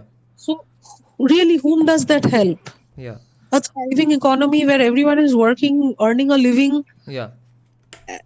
doing well, over time, is Yeah. that better, or just demanding things and then leading to a dead economy, is that better? Yeah. So um, Are you yes, are you aware of any research of those days which could paint a picture of what was the mindsets of the common people or even the factory workers like after the industries started leaving? What were they feeling? Were they feeling victorious that wow, we kicked out a fucking industry? Were they happy about it? okay, so see, most of the works in those era, at least the ones I've come across, Hmm. they don't discuss much about the workers' minds, what went through the workers' minds. Okay. Okay. But there is a book I can recommend. It's called Contemporary Politics in West Bengal, I see. Glimpses from the Left Front Regime. Okay. This is written by Dayabati Roy and Parthasarathi Banerjee. Okay. So this is also not a very big book. I I see. think you'll find it. I can order it. Yeah. And this book actually will tell you about how they have actually done a good ethnographic work. Like I said, most of I the see. academic work are not ethnographic enough. Okay. They are theoretical, or they will make grand statements, but very few actually go down to the ground level and talk to people. But this is one exception. This book actually has done that. I see. And there they have even shown that there were instances where deals were cut with the factory owners, and the factory would be sold, and the profits might be shared with some of the local party thugs, and of course the capitalist would get his profits as well after selling his business. And meanwhile, the only people left completely without any gains were the workers. So I the see. people who instigated them to protest, they will get something out of the deal. The people selling the business will get something, of course, but the workers will basically lose their jobs and remain behind. Right. Okay. What So, do you think and about the idea that Kolkata was sort of the great poster boy for CPIM? What do you think of the rule of Kolkata under CPIM rule? Was that really as good, or were there things that we just kind of missed because we were not getting real news back then?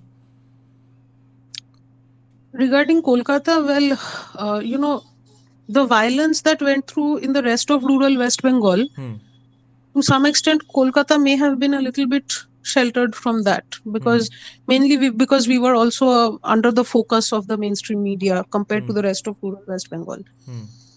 So when it comes to violence, I guess there was a cushioning that happened. Right. But regarding development, well, as we can see, the economy only went down. Okay. Yeah. And jobs did not increase much, and people still have to leave the state. I am not talking about the few that find employment here, but most of us, even if we are not leaving West Bengal, we have cousins, we have friends who are leaving West Bengal, right? Yeah. And in fact, I have relatives who actually want to return here. Okay, they have been forced to go outside looking for a job. They want to return here, but they can't because of the situation that the state is in. Yeah. Okay. So I think from our own experience, we can come to conclusions about how Kolkata was. Of course, we were still growing up during the CPM era. We weren't old enough to understand the political reality. Yeah. But one thing I do, at least from my childhood, one thing I do recall was there was some sugarcoating, if you want to call it, a sort of cultural vibe about Kolkata. Yeah. Okay. So on the one hand, you have factories shutting down and you have strikes every other day. I do remember many strikes growing up and a lot of load shedding. But yeah, on the one hand, you have that kind of thing going on across the state. But at least the way I remember my childhood was a very cushioned one, in which these things are just little bits of news in the newspaper, and not much affected me from there. Yeah. But I guess that is just my reality. It's of course not the reality of the state. So When CPIM, this rule of CPIM was going on, the violence and stuff, deindustrialization was going on, what was going on in the communist world elsewhere? Was CPIM directly taking any lessons from communist parties elsewhere? Okay, so actually, if you look at the history of the Soviet, they did invest in industrializing, but again, it wasn't. We all know the story of Chernobyl as well, right? So even during that era when there was an investment in industrializing, there were also debates about deindustrializing. There was unsuccessful industrialization as well. I see. And eventually the regime collapsed, but that is one story. There is another story. If you look at China, for instance, there is a good book called Beyond Regimes, India and China Compared. So it's an edited volume. It has many chapters on various topics. So I remember one particular chapter which was on China, where the author has discussed how when Mao first came to power, I think we've discussed this, that they gheraud a lot of these business owners in Shanghai. Yeah. Okay. And due to the political pressure that was put on them, many business owners committed suicide in Shanghai. Right. Okay. So I think as far as I remember, the number was around 73, if not more. So many business owners committing suicide is in a financial capital of the country. Okay, the business capital of the country. And what happened after they committed suicide? These industries that they used to run became owned by the state. They became headless, and therefore they were taken over by the state. And the same workers who used to work for these industries, who used to get some amount of benefits, some amount of subsidies, some amount of increments, all of that was actually taken away. Instead, the communist regime, they linked pay with productivity. And what happens when you link pay with productivity is you basically get paid only for the amount of work that you're doing. Yes. Forget holidays, forget subsidies, bonuses, whatever, forget it all. Okay, you only get paid for the amount of work you're doing. So this very pretty idea that, okay, when communists come to power, all of us will get a very nice wage and suddenly all our salaries will increase. Okay, you're living in a fool's paradise if you believe that. Because this is what actually happened in China. Okay, so I'm not saying there's a libertarian meme going around that in a capitalist society, you either work or you don't get to eat. In a communist world, you work and you don't get to eat. Yeah, exactly. Is CPIM or these specific parties or countries we are discussing, are they aberrations, or is some good communism ever possible? Are these just that? Is that claim true that real communism has not been tried yet? Okay. I'll break that question into two parts. First of all, aberration from what? If you're talking about practical reality, all of these realities are the same. Aberration from Norway. So for some reason, commies everywhere now worship Norway and Finland. Norway is not industrialized or what? Norway is not dependent on capitalist industrialization or what? They have welfare. Okay. There's a difference between communism and capitalism accompanied by welfare state. Who are not the same. Yeah. Even India right now, there are many thriving businesses and there's a welfare state in place. Yeah. You have so many. We could continue the argument in saying that aberration from theory. Then can the theory someday give us a good communist party or a good communist country? Okay. So we are seeing, at least in the practical aspect, that these are not aberrations. They all reflect each other. They are mirror images of each other. Okay. Yeah. And when it comes to theory, well, let's look at some of the concepts by Marx. Okay. I had to read Marx for my MA and even later for my PhD. Well, yeah, I had to. When it was initially, it seemed like very interesting because we had to read the German ideology for MA, and it was written very angrily. So when Okay. you're young, you think that all that anger and all that sarcasm is really funny, really cool. So that Yeah. may have been one of the things that attracts young people to Marxist writings. Not that too many people read him anyway, but Yes. eventually, I mean, it gets very drab and repetitive and sort of way too much. There's a lot of bulk, but not much newness in it.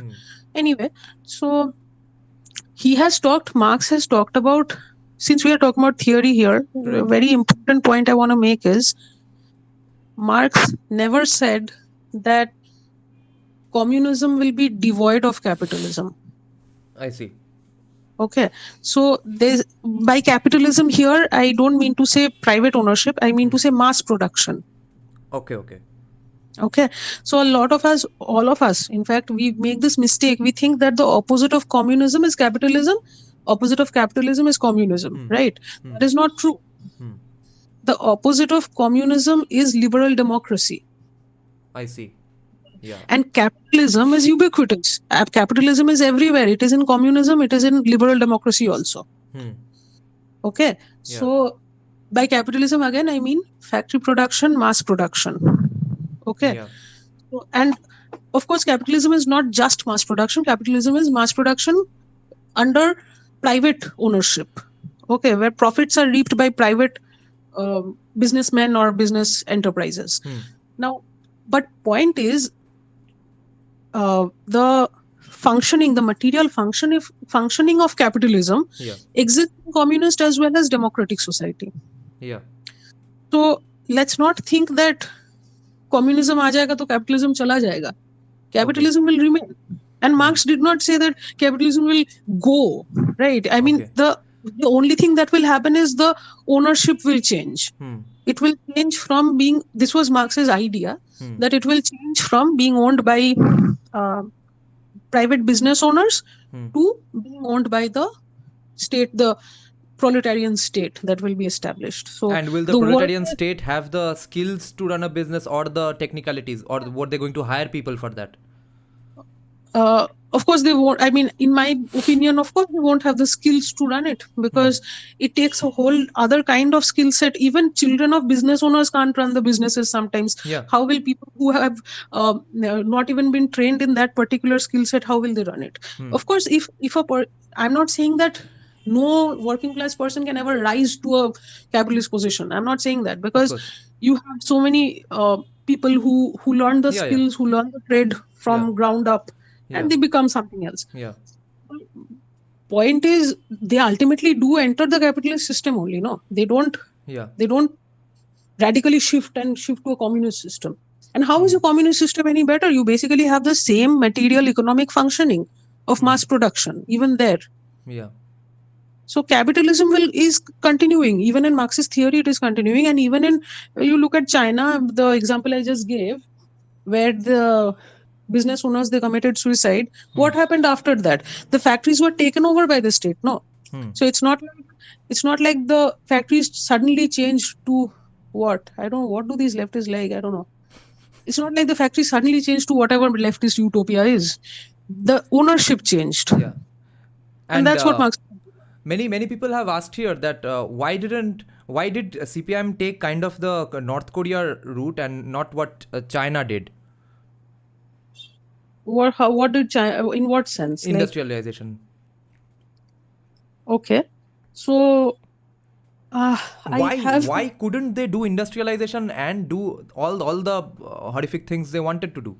Why were they opposed to industrialization? No. How? See, the thing is, the answer is very simple actually. If you have a thriving economy, if you have good industrialization and people being employed, people having jobs, then who will do the terrorism for the party? Where we look at that those people were that deliberately evil? Hello? Are you saying those people were that deliberately evil, the people in the top brass of communist parties?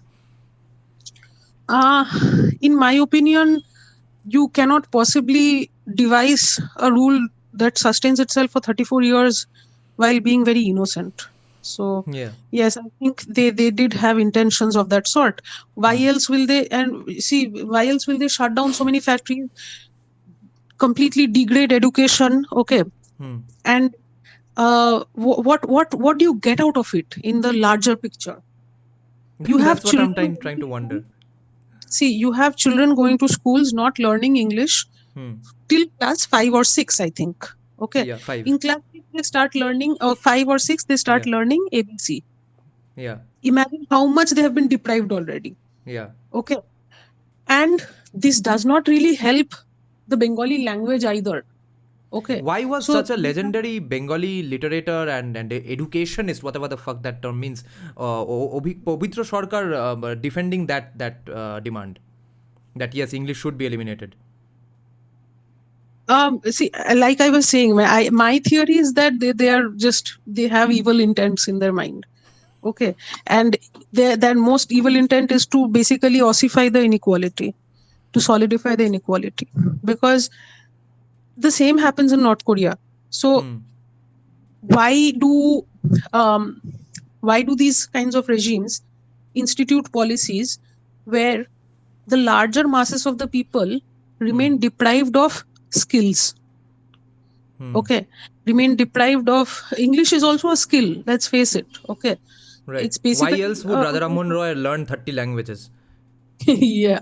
So yes, exactly, and it is highly recommended that we keep learning more languages even now. Yeah, Okay, even for IQ so development, brain growth, everything, intelligence, etc. so the point is they deprive a large section, the majority of the population are deprived from Hmm. learning Yeah. that language, but Yeah. the children of the politicians, they are going to the top schools, the top English medium schools. Yeah. What happens? Basically inequality is solidified again. Okay, Yeah. and after being deprived of a certain variety of elite education, these children, the children of the masses of people, cannot find jobs inside the state because most of the factories are being shut down through lockdowns or lockouts or whatever. Hmm. So what will they do? Yeah. These lower middle class people or the working class people, they don't have the money to send their children, to some other state all the time. Hmm. How many children will they send outside? How will they survive? Hmm. So they have to depend on the party. On Yeah. top of that, you look at the rural society, they have to depend on the party for rations also, for every welfare that they're entitled to, they have to depend on the party and the panchayat. Right. So this dependency is created. Hmm. Okay, Rent seeking. and once this dependency is instituted in an unstated way, Hmm. the party is bound to remain in power. It's Yeah. just, it's the easier way to remain in power in a sense. Hmm. Okay, what you see happening in Odisha right now is actually the hard work that the politician is putting in to perhaps remain in power. Okay, Hmm. so that is one variety where you actually put in the hard work, you develop the state, and that's why you are given the power repeatedly. But uh, when you don't want to put in the hard work, Hmm. and you don't want, in fact, when the state developing would actually lead to your destabilization, Hmm. then what do? You let the state remain uneducated, you let the people remain uneducated, you make them your own uh, foot soldiers, and that's how you continue to remain in power. You don't, you see the thing that these leftist Bengali stupid youth say, কি Hmm. জানো, ওরা যত বেশি পড়ে তত বেশি জানে তত কম মানে. Hmm. Okay, this is applicable for them. And whatever you are saying is seems to be applicable to their accusation of Brahmins as well. That the Brahmins didn't let anyone get educated. This seems like a sentence that you could say about CPIM. Yes, you could. And I don't think it is true that the Brahmins never let anyone get educated. Hmm. I don't Of think that course. claim is true to begin with. Yeah. I was reading the Mahabharata, I read it sometimes, and every time reread it, I notice something I had missed before. Hmm. And the Mahabharata actually begins with uh, the narrator of the Mahabharata who Hmm. comes and starts speaking to the rishis in the ashram. Hmm. He, by definition in the Mahabharata, he's a Shudputra. He's Hmm. not a Brahmin child. Okay, Hmm. so, and he actually narrates the whole story of the Mahabharata to Hmm. the rishis there. Yeah. I this is just a small digression that I'm Yeah. making, but point is, I don't think it was as concrete as Brahmins never allowing anyone to ever learn anything. I mean, I don't think that's what actually And happened. Dharampal's book that I showed you a few days back, a few weeks back, that actually shows that there were so many gurukuls for Shudras even, and Yes, specifically Shudras as well. I guess only the Rig Veda was out of bounds because it was a more high end thing. Like you can't just go and sit in a PhD classroom randomly. yes, yes, If communism is bad in theory, would you agree with that? Communism is bad even in theory, not just in practice. yes. I agree. If Yes. Marxism is bad in theory, where do we draw the line with capitalism or libertarianism? How far would you be ready to go in terms of private property and capitalism and private ownership, private businesses doing most of the job, and let's say government sticking to just protection of life, liberty, and property, and that too not positive rights, not demanding other stuff from other people or services from other people, just negative rights that I have the right to not be harmed. How I much of understand. how much of Okay. welfare would you be okay with? See, the thing is, um, it's a very big question, so I'll just try to break it down. Uh, Libertarianism taken to its extreme form is not something I would be comfortable with. I'll just give you a tiny example. I came across this really funny meme the other day where they're saying, "What's a libertarian paradise?" A libertarian paradise is an 8-year-old child working in a factory and using the money to invest in a heroin business that he sells Pretty in much. the market. Something like that. Okay, so that's a libertarian paradise. So that's really not something I would recommend. And Extremes investing the of money in any kind. crypto. Huh? And investing the Yeah. money in crypto. Yeah, why not? Because why not? Yeah. So yeah, so not something I'm comfortable with. And at the same time, communism, of course, is not something I'm comfortable with because that degree of state control is paralyzing. Okay. um, so where to draw the line? See, the thing is, one of the biggest problems I have with communism is the critique of private property. Right. Okay. So private property is, in my opinion, close to sacred because Okay. your ancestors are giving it to you. Symbolizes a bond that you have with your ancestors, and that bond, I believe, is sacred. Yeah. Your ancestral house, your Kula Devi, your ancestral inheritance, all of that, I believe, is sacred. Okay. Yeah. So to that extent, yes, of course, I support private property. Now, the point is, nowadays, what has happened is private property has taken a whole other form. It is no longer just material private property. Now you can have property in the form of shares, in the Right. form of mutual funds, right? So, and even that, okay, not that I'm a person of finance, not that I understand it too well, but it has come about as a necessity in this era. Yeah. Now, I am not going to be heavily critical of that kind of private property either. Unless, like you said, somebody is investing in crypto or something, which is shadier than the rest. But the point is, all kinds of extremes, I believe, are best avoided. And the way forward, in my opinion, would be that you allow businesses to develop, and that allows greater employment, and not just employment, but businesses also add to the revenue of the state. So I do not believe in reducing the role of the state to such an extent that you stop taking taxes or things like that. Okay. Because I believe that the state is important. Okay. But not just to build roads, not just to have a few public enterprises, but see, even the protection of the territory is done by the army. Okay, which is an arm of the state as well. Yeah. Without the state, where would you have these institutions such as even the army? And without the army, we would be vulnerable. Yeah, hence Okay. the leaving of just protection of life, liberty, and property to the state and nothing else.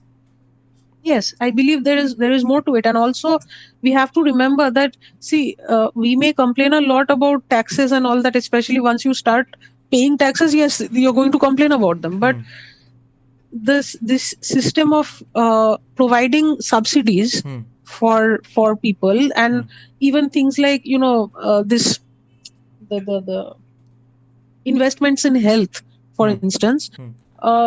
they are also important, right? Because it is important to take care of the larger working class populations who are who are unable to, say, afford private education or private healthcare.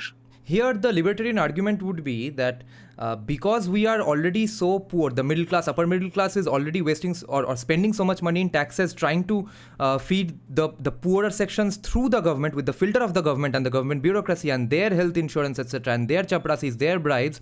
Therefore, we can't all become entrepreneurs and hire them, which, if we could, all of them would be able to afford great healthcare and great schools anyway. So we are limiting ourselves unnecessarily and creating sort of a filter where we are keeping them poor and then giving them free stuff from the pocket of the middle class, upper middle class. I understand.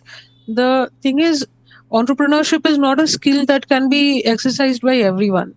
Okay, it is a 24-hour job, and not all of us can have the tenacity for it. It's very easy to say, I mean, business kore na wo, but how many people survive in businesses? Okay, so many businesses close down also. Yeah. Only now, with all this startup India and all of that, you have some freedom of business and some breathing space. But otherwise, business is not an easy thing to do. Okay, it sounds fancy, but it's not easy. Yeah. So this idea that if I had more money, I could have started a business, employed more people, and then they wouldn't have to depend on the government. Yeah. I think it's a little not a very practical argument. Okay. And also, this, see, the problem is that there are the people depending on subsidized rations are also the people who are providing that food. So you have poor sharecroppers and farmers who are landless, who are tilling the land, who are giving the crops, and then giving the crops to the landowner or to the government, and then they themselves have to uh, wait in line for the subsidized product. Right. Okay, so this is a problem that has been going on, and it's a Yeah. part of the problem in the system. But Yeah. I feel that the solution is not in dismantling the state or weakening the state, but rather in clearing the the clogging in the capillaries. So if you reduce corruption within the system, I think that is going to reap much better results than just weakening the system itself. Is corruption reduction ever going to happen without clear cut incentive structures, or we keep hoping for good, nice people like I guess we could call the top brass of today's government of India or the government of Odisha, because unlike CPM, I guess we could say they are good people in their hearts, because that's all we can lay our hopes in, it seems, because CPIM is objectively, we have proven today from our conversation, were full of bad people who had absolutely no reason to kick out industry, but they did just to keep themselves in power, whereas Exactly. BJD seem to Yes. be doing industrialization even with the risk. Yes. Okay, so the way to reduce corruption, I feel that if you disincentivize it, that is one way. That you make punishment that severe, or you also strengthen the police in a more. See, the thing is, there is also the problem that the how far will you go to control the corruption, right? How much can the guy at the top even accomplish? Not much. So there is a need to revive the whole culture also, which is a very, very big task, and it can't be accomplished in a day. It can't be accomplished by just a few people. Yeah. But yeah, I guess a stricter sense of law and order is also a very important part of it. Law and order is not just important to reduce chances of physical violence. It's also important to reduce chances of this kind of uh, structural violence, right? Yeah. So yeah, I feel that there need to be at least some dedicated teams at work to handle this whole system of corruption and reduce it, because I it see. has been accomplished elsewhere. This is not unheard of, that a corrupt place has been made better. This is not something that is completely new. So if this can be accomplished elsewhere, this can be accomplished in West Bengal as well. So yeah. And where do we stand on reservation then? If casteism is not exactly how the commie academics have told us, then the reservation that we have gotten because of their research, should there be any changes to the reservation system as we do today? One just a personal opinion I have regarding reservation is that it is true that especially scheduled caste category people have indeed been marginalized, and oftentimes deprived of certain access to certain forms of maybe jobs, education, and all of that. And I think the way to, in my opinion, the way forward is to clarify which one is the creamy layer. Okay, so you have within the scheduled caste category or scheduled, whichever reserved category, you have a certain group of families who are reaping the benefits of reservation generation after generation, right? And whom is that really helping? It is not helping the other people of that caste who are actually economically deprived. The commie argument here would be that since they have suffered for thousands and thousands of years, so 2-3 generation is not big of a problem. No, I agree they have suffered for argument's sake, I'm agreeing that you've suffered for thousands and thousands of years from the era of the dinosaurs. You've been suffering. That's fine. That's sad. But the point is, aren't your own caste people who are poorer than you suffering as well? So give everyone reservation. That would be their argument. Okay, give everyone reservation. Yeah. And so there are economically marginalized upper caste people as well. Yeah. So we have the EWS category. So basically, what the solution is not to. So according to them, the solution is not to give it to people who are actually marginalized, but to reduce the general category seat as much as possible. Right? That's the solution. But that I believe is not a viable or a sensible solution at all. I think it would be better to give to see reservation not as representative of caste, but rather representative of actual marginalization. Economic, would you mean? Because just specifically economic class then? I think economy is a big factor. So yes, economic indeed.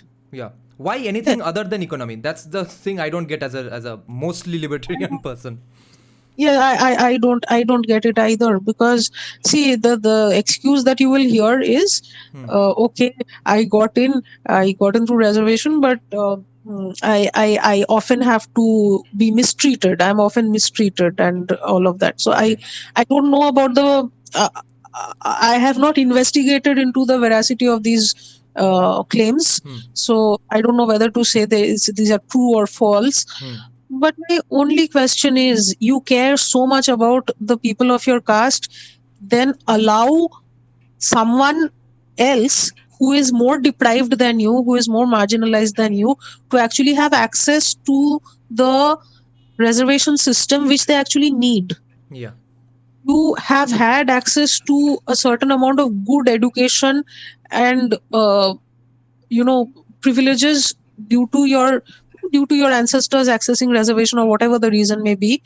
You've had good education, so why not allow a more deprived person to access the same benefits that you got? That would depend on how seriously you take the historical injustice argument. How seriously do you take it? And or is there a line, or do you completely reject the historical injustice idea? Because if a person today is not suffering, how much should we give the importance to their ancestors suffering? First of all, yes, it's difficult to even go back and check whether or not at all there was suffering. And secondly, like give you the example with the works of M.N. Srinivas, lower caste itself is not monolithic. Of course. There are various of lower caste. There are Yeah. land-owning dominant lower caste. There are landless oppressed lower caste. Okay, so you categorize the whole thing into one category. That is not going to be helpful, because what ends up happening is that the people who are already dominating continue to dominate just within a reservation system.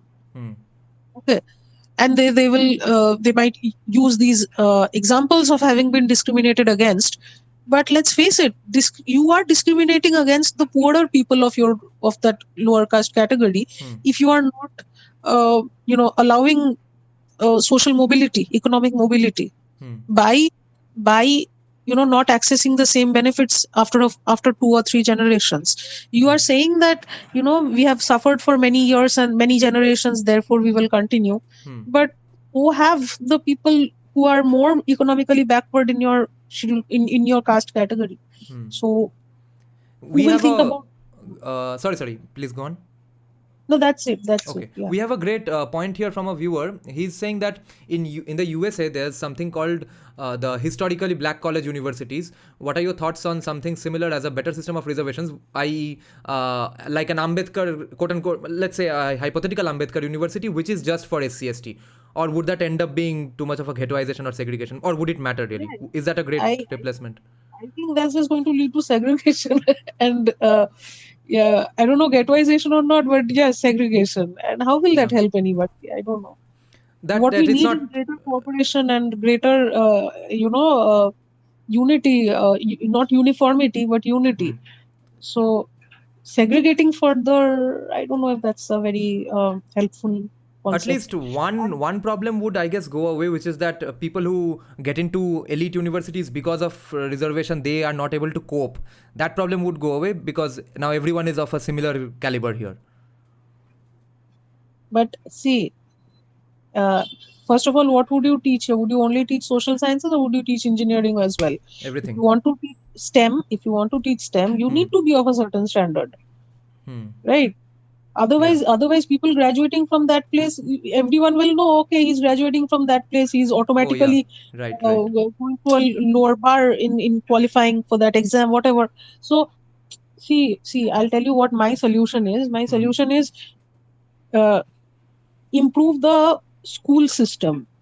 Improve the school system. Okay, so if you improve the primary and high school, middle school, this education Yeah. system, then you will hopefully have better students graduating from class 12.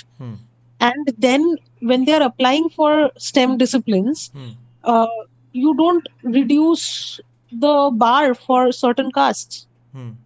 Because see, what happens is then some caste category people, they will get in with a lower grade, but after they enroll in that institute, they have to appear for the same classes, same exams as the general category people who got in by qualifying Exactly. for a higher, after qualifying a higher bar. Yeah. So how will they cope? They won't be able to cope. Yeah. Same problem. Because, We are back to so square one. yes, so I think the solution lies in improving the school system and keeping the bar same for all in the university and colleges. Because university, college, you suddenly lower the bar. It's really I don't think it is going to be very helpful. But improve the school system, make everyone give everyone the same opportunity right from the beginning. What's the point of keeping a unstable base, an Yeah. unstable Yeah. base and a very solid super structure on top? The Yeah. base is what needs to be made solid. Yeah. Now this is our third last question. Uh, how did the different castes get called OBC or SC? Was there any legit research behind that? Because there are same castes who are declared scheduled castes here, and whereas when that same caste came from Bangladesh during partition, they are not called scheduled castes, even though they suffered more and they came as much poorer and from much poorer professions. There are examples like that in different castes. What's the history behind these things? Okay, so my source for this is again Srinivas. I have not studied this in great detail statistically or from other government sources. So Srinivas has actually discussed how when it was first attempted, this caste census, it was actually during the British era that it was first attempted, and at that time what happened was everything went haywire because people created their genealogies differently, and because they wanted to be registered in a certain way. Okay, there would be people who may have raised their caste status, there may be people who may have diminished their caste status. So the actual reality was not even captured. Okay. The intent of the regime was to capture the reality and crystallize it, sort of use it as a block to maybe predict or create policies, but that was not accomplished. In reality, what happened was everything went haywire. And yes, of course, a documentation was made, but how much of the documentation actually reflected the historical reality is doubtful. Okay. But how did I'm not even hopeful about historical realities, but how were the same surnames even not included in the same categories? Like, how is a Bangal Shaha not SC, even though they suffered partition, whereas a rich alcohol seller descendant Shaha is SC in Kolkata? But I mean, I personally know of at least one Bangal Shah family that I know of who do qualify for the SC status. So I think on what basis? Like they got through some contacts?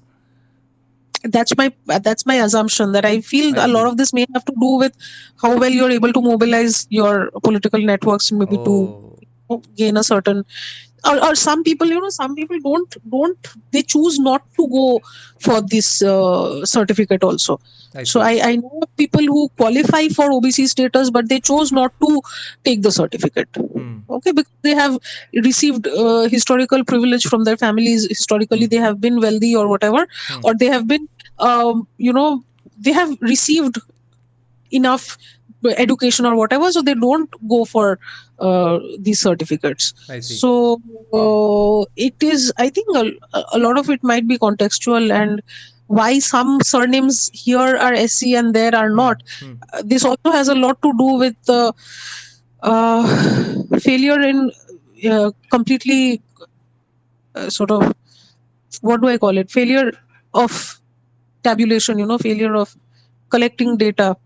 How can you even? This is it is a very difficult task to accomplish, where you want to tabulate the entire country of India into certain caste categories. It's a very difficult task to accomplish. So of course there will be loopholes, and there will be discrepancies here. So I guess that might explain why some castes, some surnames are in some other caste categories in various places. So. Since sociology in USA seems to be obsessed about caste, and sociology teaching in India seems to be obsessed about caste, and race is what is obsessed about in USA, what is their aversion to discussing religion? Why is religion always out of bounds? Like, why Savarkar's views on caste are not discussed, and Ambedkar's views on Islam are not discussed?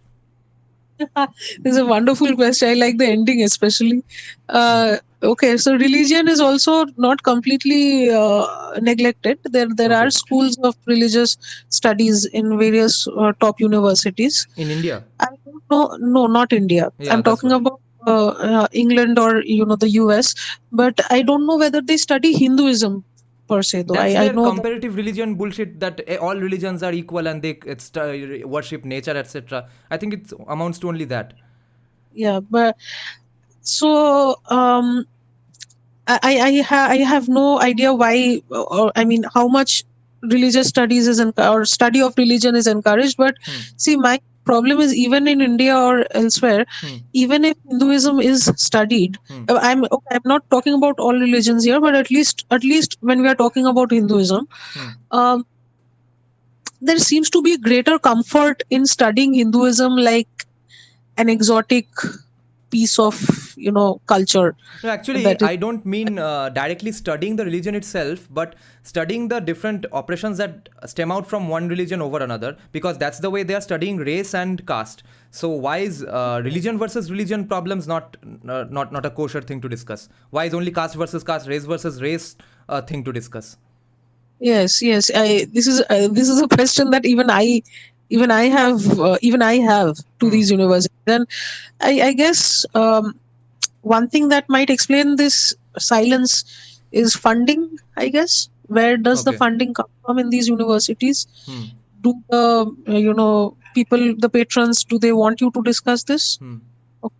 That might explain the foreign universities. As for the Indian universities, well, the left pretty much dominates the Indian universities, and we already know the relationship between Yeah. the Indian left and the Islamic right, or even the minorities of India, and how the relationships with the Indian left. So I guess that um, it has see, it's not like religion did not used to be discussed by earlier scholars, okay, Okay.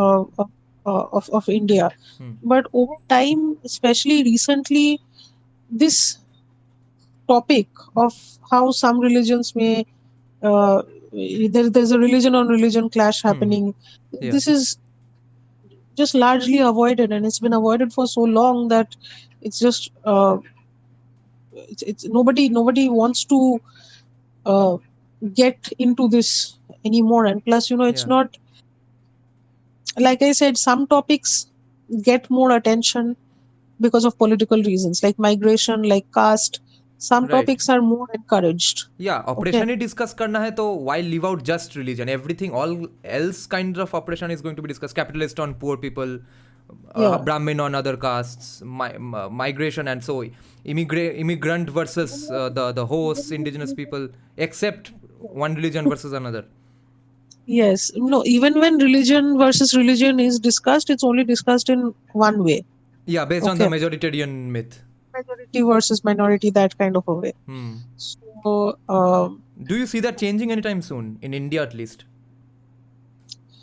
I don't have that much hope, because the government may be changing, the famous dialogue from Kashmir Files, but the academic system is still largely dominated by the left and people who used to discuss some topics. Yeah. So no, I don't have much hope. Only thing we can hope for is perhaps greater influence of social media or alternative sources of knowledge, and maybe a few brave people who might want to take the students in the right direction. So, but if the teachers themselves are of the leftist disposition, then we cannot expect much. So, if at all this particular thing changes or has to change, what would be the way? I see there are two ways. What do you think is possible? That the government directly uses a strong hand and changes the syllabus or something in sociology classrooms, or they fund or prop up scholars who are interested in these topics? I think the second one is better, because even if you change the syllabus, the people teaching it will teach it in their own way. I see. So there are sociology departments even in Calcutta where they will teach you Savarkar, they will teach you Hindutva and all of that, but they will teach it to you in a completely negative light. Yeah. They will not tell you the complete truth about it. So what's the point? Yeah. So just changing the syllabus is not going to achieve anything if the people disseminating that syllabus into the students' minds are already biased. So Yeah. the solution is to pay attention to the scholars who are actually dedicated to their nation and to Hindu Dharma, or to this survival of Sanatan Dharma. So we have to identify people who actually are devoted to this cause, and accordingly allow them to raise the students. So let's see. I don't know what will happen. The people who are fighting for power here, I don't know whether they have these things as priorities or not. So okay, I said third last question long back, but now this is my second last question. okay. To round up, can you think of many some other examples why it would be fair to call West Bengal North Korea, or CPIM's rule in West Bengal North Korea? Okay, control over media is one thing. Increasing inequality is another. Right. I believe in North Korea there is also a stark difference between the rural and the urban. Pyongyang and the rest of the rural areas. So I guess same can be said for Calcutta versus suburbs or rural West Bengal. In fact, if you were more acquainted with rural West Bengal, you'd know that people from rural West Bengal actually have a curious disdain and disgust for people from Calcutta.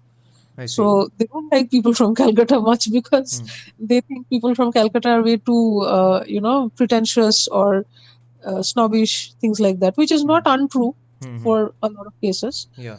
But yeah, this prejudice exists, Yeah. and the the reverse is also true. You will find actually prejudiced people in Calcutta who think they're better than everyone else, better than people Yeah. from rural West Bengal and Yeah. whatnot. So yeah, there is a reason the prejudice exists. Yeah. So Except when they go to Joydevar Mela. Uh, During my research for this topic, I came across scholars like Harihar Bhattacharjee, Glyn Williams, Pranab Bardhan. What were their views on CPIM's rule? So Glyn Williams has actually shown how Atul Kohli talks about stability. So Glyn Williams is one person who has actually totally exposed how that stability is based on violence. Oh. So Glyn Williams has shown that the CPIM stability is actually a product of extreme violence in not just elections but even in day-to-day life, things like that. So yes, there is an acceptance of that stability, but there is also an acknowledgement of the gritty reality underneath that stability. So it's very good to read that article. Unfortunately I can't remember the exact name. Yeah, we'll Google it up. Violent political stability, Glyn Williams. You Google on Google, I think you'll get the article. I see. And Harihar Bhattacharya has also discussed how panchayats are had become the centralized form of authority rather than decentralized. So he has shown how what should have been a decentralized form of government ended up becoming an arm of the party. So he's actually shown that. I see. So yeah, so these are some of the works which I would highly recommend, to understand the reality of the left regime. And all of these works, none of these works are right-wing works per se. So you won't be accused of reading right-wing propaganda or anything. These scholars are probably Marxists themselves. Yeah, I don't know their orientation personally, but I know this much that I wouldn't categorize them as right-wing thinkers per se. I don't see that in their work.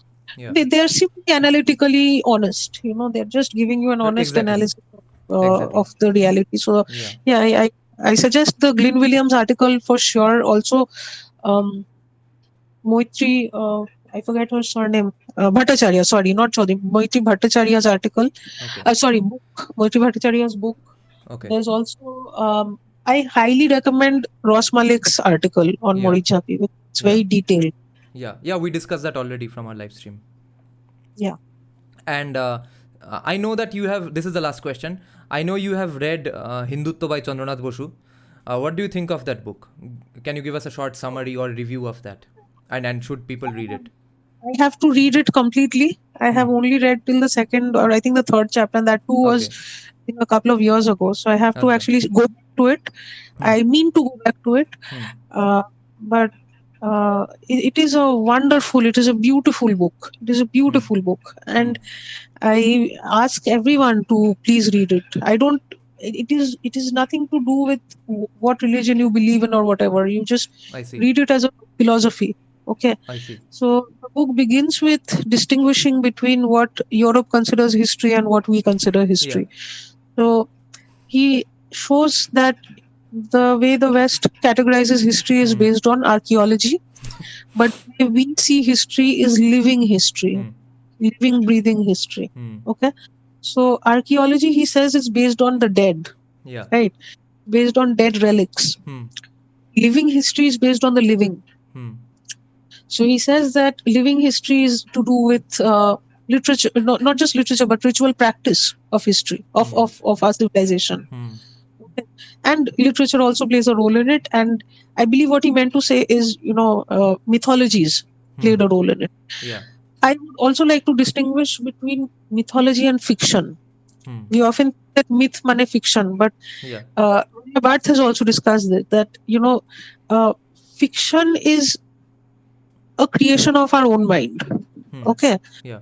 History is a record of events. Right. These two things are clear. But mythology or itihas is something different. It is not just one occurrence, one event in a historical period of time, Hmm. nor is it a creation of our imagination. It is Hmm. rather something that is ever continuing and ever true and ever renewing. Hmm. Okay. Hmm. So if you look at it that way, um, okay, I was saying something else. Yeah. So he also distinguishes between history in the European sense and the history the way we look at it. And Hmm. history the way we look at it is itihas. Okay. Yeah. Um, you will get other scholars who will be able to describe the meaning of itihas much better than what I did. Hmm. So because I'm not an expert in that Yeah. area. And And then yeah, he yeah. goes on to talk mainly about Advaita Vedanta. I see. In the book. Yeah. I see. And I read it in Wikipedia that Chandranath Boshu has elsewhere advocated for child marriage, etc., and absolutely not letting your wives or girl daughters to get educated, etc., or get into any professions. What do you think of that? What do you make of that? I don't trust all Wikipedia or just Google search sources. So unless I Hmm. find a solid proof, I will not believe that. Hmm. So and secondly, um, let's take a piece of work in its own right. Hmm. Okay. I don't know whether he actually even said that. A lot of false propaganda is spread about some of these people, so Yeah, to, of to course. Yeah. align them. So let's not just believe everything we see on Yeah. the internet. Why I am asking is that let's imagine if it was in fact true that he said it. Could we forgive him for saying these things in 1892 when he was saying that Hindu population is in fact a legitimate thing to worry about? Uh, well, perhaps we could look at it that way, Hmm. that the population was dwindling or it had to be revived, something Hmm. like Hmm. that. Hmm. But at the same time, I feel that let's take each work in its own right. Hmm. Okay. See, who's that person who keeps criticizing the personal life of Rabindranath Tagore? Whatever you have these ways in which you can criticize uh, some of our legends in personal ways. Hmm. But point is, look, even we people of today, Hmm. do we not make mistakes? Do we Hmm. not make errors? Do we not say things that we wish we hadn't? Yeah. Okay, so Right. mistakes or uh, some sort of problems occur in other people, in everyone's minds. But Hmm. let's just take every work uh, individually and understand the value of that work itself. Yeah. So by that logic, I mean, we shouldn't watch Woody Allen's movies. Would we do that? I mean, why Hmm. should we not? Yeah. He's been accused of some things, so we just stop watching all his movies. His movies are great, so Yeah. why not watch them for what they are, for what they give us? Yeah, especially if Let- right wingers or Hindutwadis in India stop watching movies made by commies, then we'll not watch any movies or listen to any song practically in India. Yeah, yeah. That's And there. what do you think of And keep Ranjan finding Banerjee? that. Who Ranjan Banerjee. isn't he the person who mainly criticizes Rabindranath and Ishwar Chandra? Yeah, yeah. Yeah. So no, I think he brings out a very human side of these people. Hmm. Okay. So um, yeah, I actually had attended one of his lectures a long time ago. I So see. he's his criticisms, from what I recall, he had talked about how Rabindranath had written a very harsh letter to his wife Okay. when his wife wanted him to get some ghee or something like that, and he Hmm. said, "You never." He wrote a very harsh letter to her. Now, what that did for me Hmm. is, I did not immediately think that, okay, I will never read Rabindranath again. I will never listen to his songs again. I didn't think like that. I Hmm. mean, I I have grown up listening to Rabindra Sangeet, and Hmm. that is a part of my upbringing, my Hmm. culture, and I Yeah. will continue listening to it. Yeah. I will, if Rabindranath's works, they make me cry every time I read his works. So Hmm. how can I divorce myself from that emotion, from that feeling? I Hmm. can't. Okay, the Hmm. guy made some mistakes in his life. If he were in front of me, the real flesh and blood person, I may not even have liked him for some of these things. Yeah. I may not even have befriended him. Right. Okay, but I mean, I'm just saying, just uh, just don't. I'm just saying that I may not even have liked the person as a human being, but Yeah. let's appreciate the works. Hmm. Okay, so uh, yeah, but of course there is a limit to this logic as well. Hmm. If a completely unforgivable criminal does something, I wouldn't appreciate that person's works. But I believe that, you know, to some extent, let us divorce the artist from the art and just appreciate the art for itself. Yeah. Uh, Yeah. I think because we all that's one of, human, yeah. and we all face troublesome situations sometimes, which may make us lose our temper, which may make us lose our mind. Yeah. So let's move beyond that and just look at the work of art.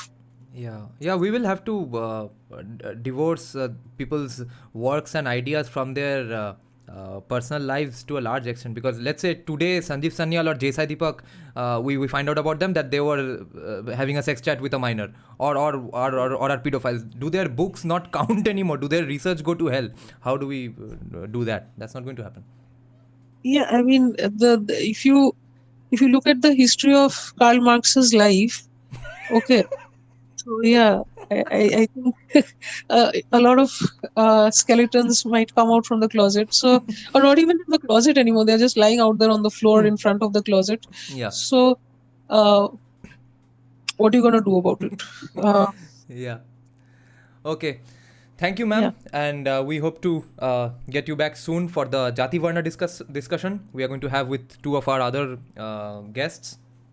Okay. Hope you are able to make time for that, and thank you for joining. And we have Thank. just crossed 100 likes as well, so this is the second biggest hit of our podcasts as of now. So thank That's you for great. that as well. Okay. Thank you. Okay. Good night, ma'am. Bye. Yeah. Hi guys, so we are ending our live stream now. Let's see what are the comments going on. The nationalist caste is our extended family. बीवी को गुस्से में लिखा तो अशुभ हो गया. हमने सिर्फ तपस्या या तपस्वी सन्यासी चाहिए. Yes. Why is it difficult to detect caste of Bengali people through their surnames? I have seen people with same surname falling in general and OBC caste with different varnas and jatis. It's because of something we discussed in a paper. If you go to my videos tab and find a video called How to Buy Your Caste, it's a paper by Hitesh Ranjan Shannal.